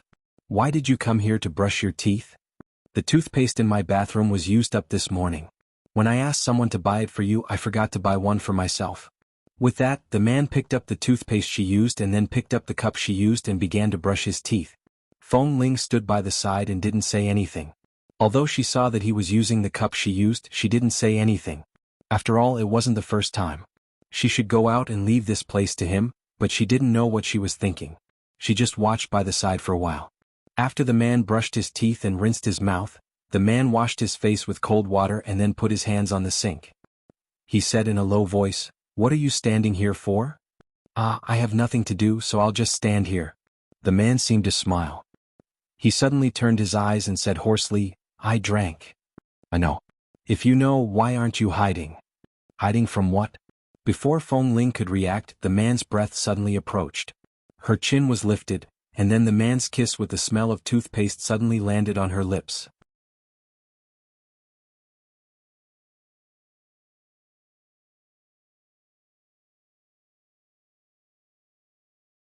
Chapter 936.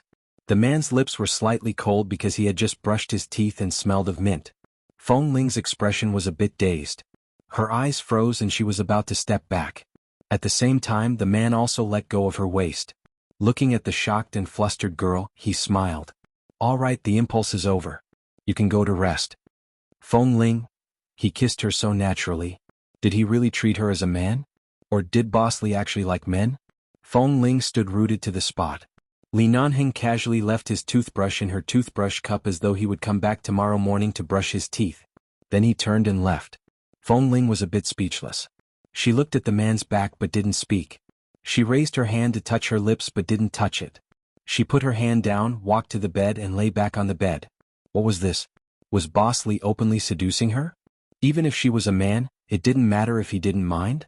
With this thought, Feng Ling abruptly sat up from the bed. Then wouldn't it be very dangerous for her to live in his apartment? Usually he was already so arrogant in the base. Now there were only the two of them here. What if he suddenly ran into her room in the middle of the night? It wasn't that she hadn't seen him act like a beast before. It hurt so much that she didn't want to have that kind of close contact with him again in this life. But after all, it was all in the past. At that time he was also unconscious. If she couldn't let it go because of that matter, she would be too spoiled. Besides, if he knew that matter, there was no need to say anything about her being a woman. It would be equivalent to directly being exposed. She couldn't say anything. She couldn't do anything. As for just now, he said that he drank too much. So he was just impulsive after drinking too much. Even he admitted that he was impulsive. What else could she say? He would probably forget it tomorrow morning. Early the next morning, Li Nanheng didn't go out today, nor did he cook in person. Instead, he ordered breakfast from a nearby hotel and it was soon delivered home. After washing up, Feng Ling went out to see Li Nanheng wearing a black uniform, holding a lighter in one hand. He walked back from the floor-to-ceiling window as though he had just smoked on the balcony. Although this man was a heavy smoker, most of the time he smoked, he would choose the occasion. Most of the time he smoked outdoors so he would not leave the smell of smoke in the room. Seeing that his eyes were calm and indifferent when he came in from the window, Feng Ling knew that she had thought too much last night. He was just drunk. "Come and have breakfast." The man glanced at her and walked over.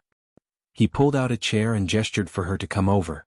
At the same time, he walked to the opposite side of the dining table and pulled out another chair to sit down. Feng Ling walked over and sat down to eat breakfast quietly. The man also looked at her, who was as quiet and docile as a kitten. His lips curved slightly, but he did not notice it. He smiled too quickly, and when Feng Ling raised her eyes again, it had disappeared without a trace. However, when Feng Ling was quiet, she was like a docile kitten, but when she was angry, she was like a wolf. This was not something that could be found in any woman. The man placed a glass of warm milk in front of her. "Drink it." Feng Ling obediently drank up the milk. 2 slices of toast with blueberry jam were placed in front of her. "Eat it." Feng Ling hurriedly put aside the fried egg that she had not finished and obediently ate it. Anyway, Boss was outside helping her solve the problem. If she could not help him, the only thing she could do was to be quiet and obedient. She would not cause trouble so that he would not have to worry about her. Seeing that she was so obedient, Li Nanheng really wanted to hold her and kiss her hard.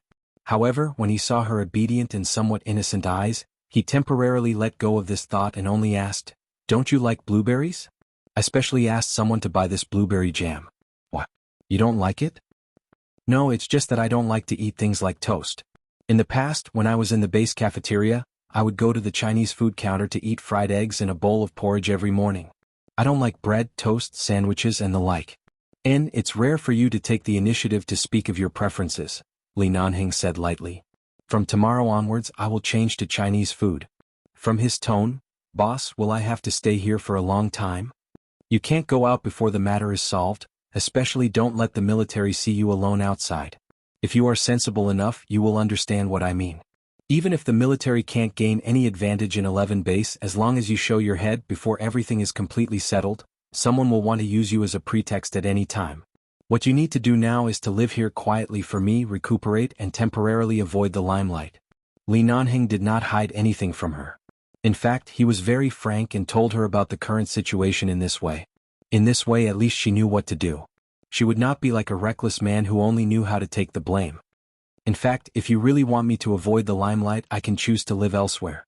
You still have to go back to the base and go out to do something. Will it be too troublesome for me to live here?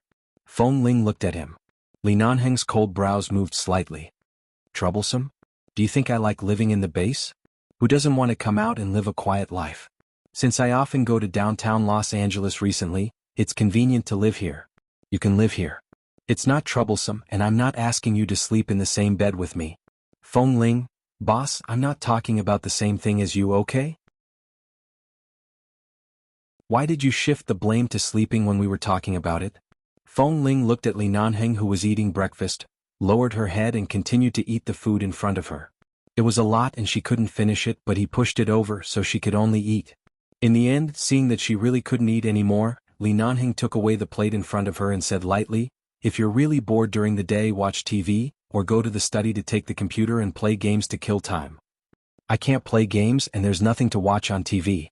Li Nanheng looked at the girl in front of him who had no interest in the colorful world, and suddenly felt that if he really wanted to pursue her in the future, she probably wouldn't be interested in such vulgar things like sending flowers. Then what are you doing? Do you have a treadmill or something here? I'm used to training every day. Suddenly, everything is good these days. I feel uncomfortable and want to exercise. Li Nanheng, there are a few fitness equipment in the room next to my bedroom. I don't live here often, so I haven't used them much. You haven't walked around the room in the past 2 days. Do you know what's in that room?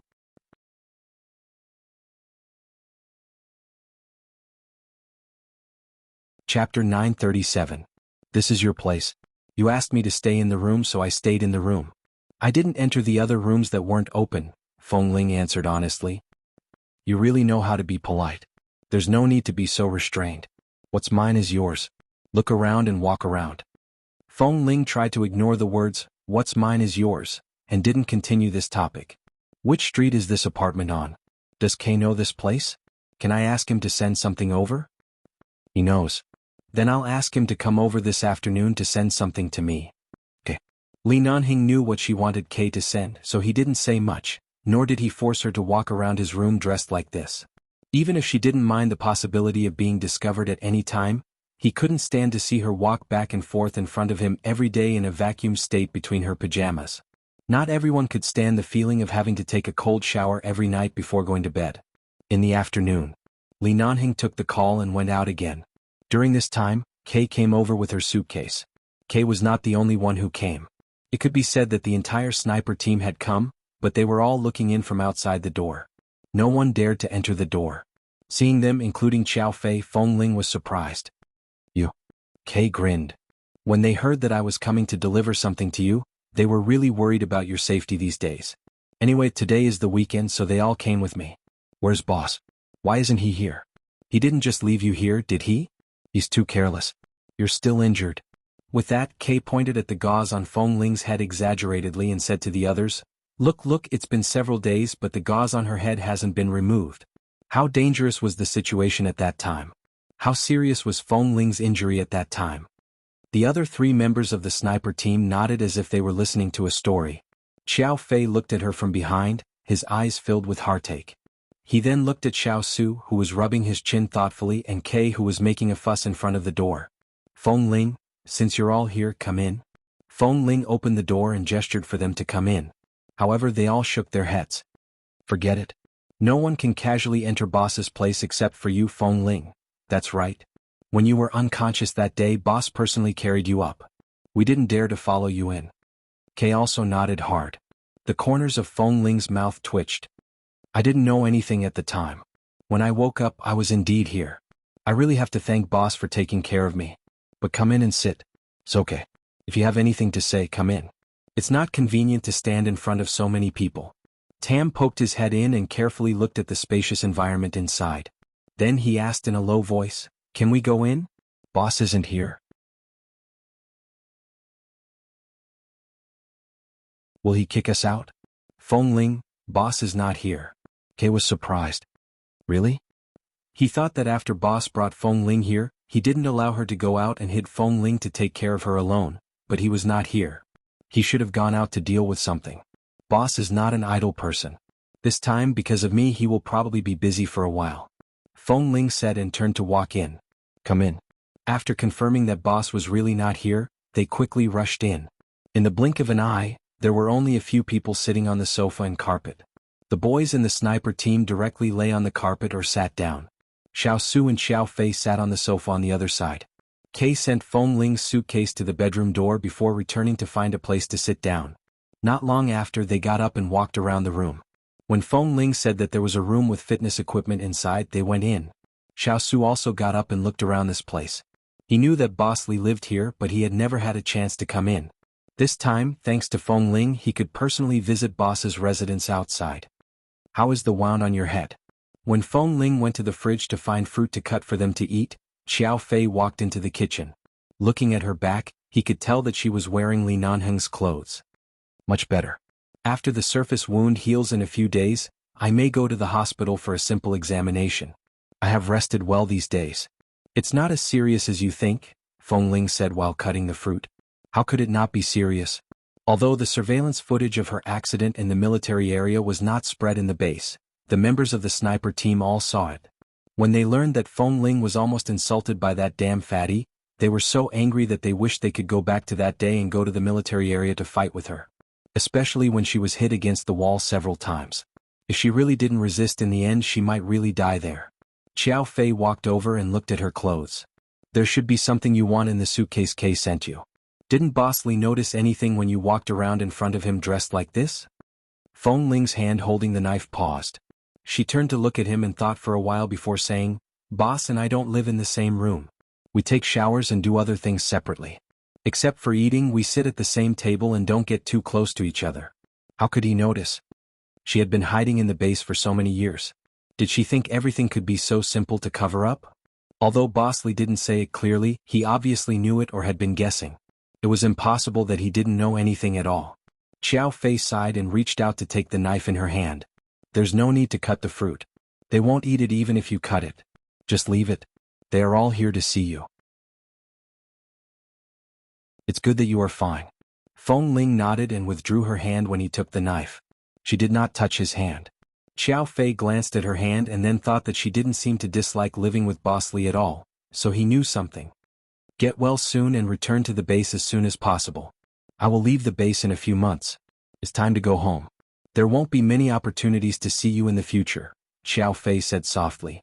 Every once in a while, there would be people leaving the base because their time in the base was up, or they had to leave early because of family matters, or they were selected by the military or the police to work outside. In short, departure was inevitable. But Feng Ling didn't expect Xiao Fei to leave so early.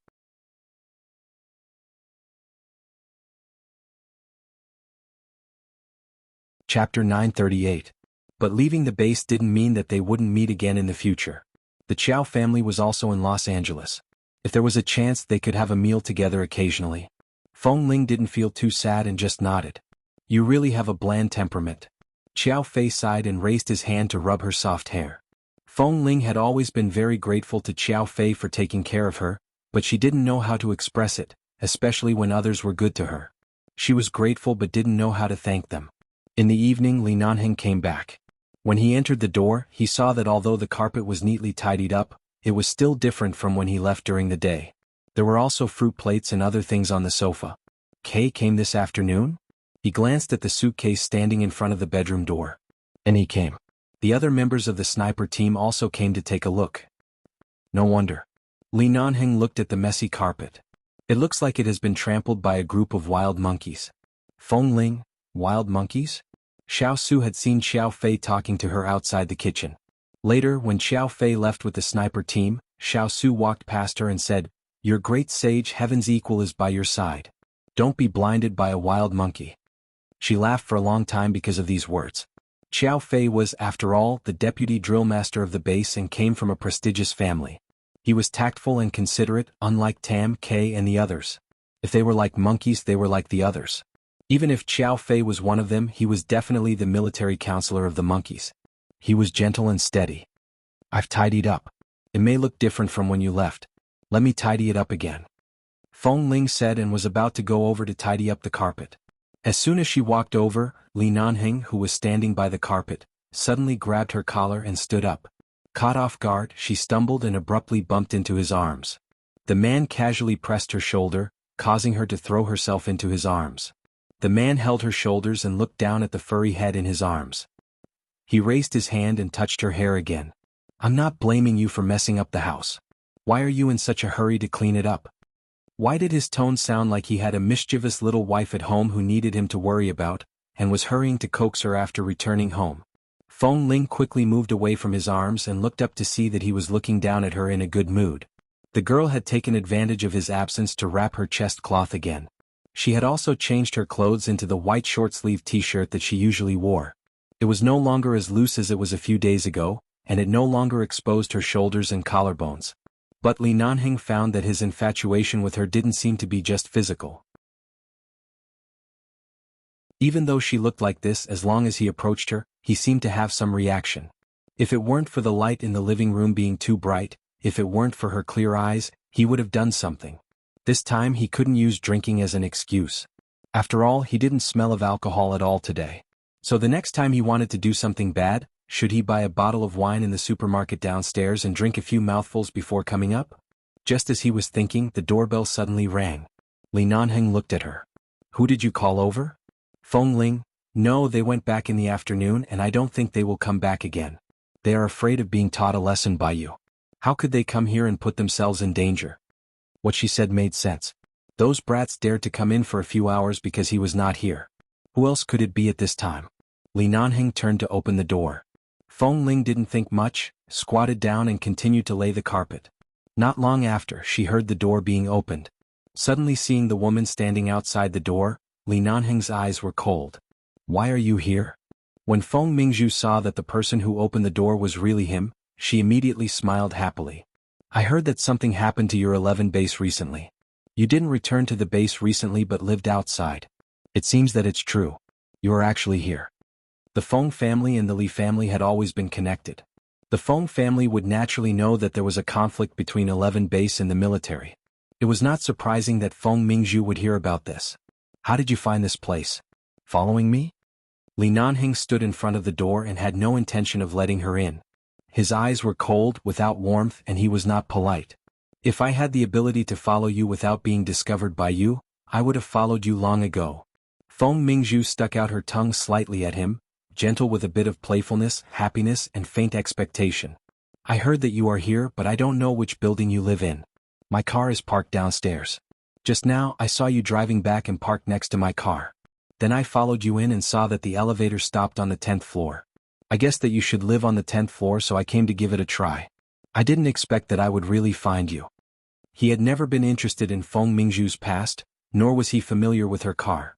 There were all kinds of luxury cars in this apartment, so he didn't pay attention to which cars were parked next to the parking lot. He was always on guard against the people in the military, but he actually forgot to guard against the miss of the Feng family who tried to find ways to see him every day. "Can I come in?" Feng Mingzhu almost couldn't hide the little excitement in her eyes because she really hadn't seen him for a long time. Usually he was either at the base or returning to the Li family to deal with some urgent matters. He never stayed in other places for long. She had no chance to see him at all, and after he refused to marry her, she didn't even have a chance to talk to him. In the middle of the night, a man and a woman alone. There's really no need to go in. Li Nanheng didn't mean to move away from the door, nor did he give her a chance to take the opportunity to enter the door. He just said coldly, "If you have something to say, say it here." Feng Mingzhu looked at him, and the smile and excitement in her eyes gradually cooled, but the love in her eyes was still so obvious. She clenched the bag in her hand, and at this moment, her temper completely disappeared, leaving only the shyness and unconcealable love of a little woman. I just want to come to see you. Although she had a lot of things to say, Feng Mingzhu knew that he hated troublesome women who talked too much, so she could only hold it in.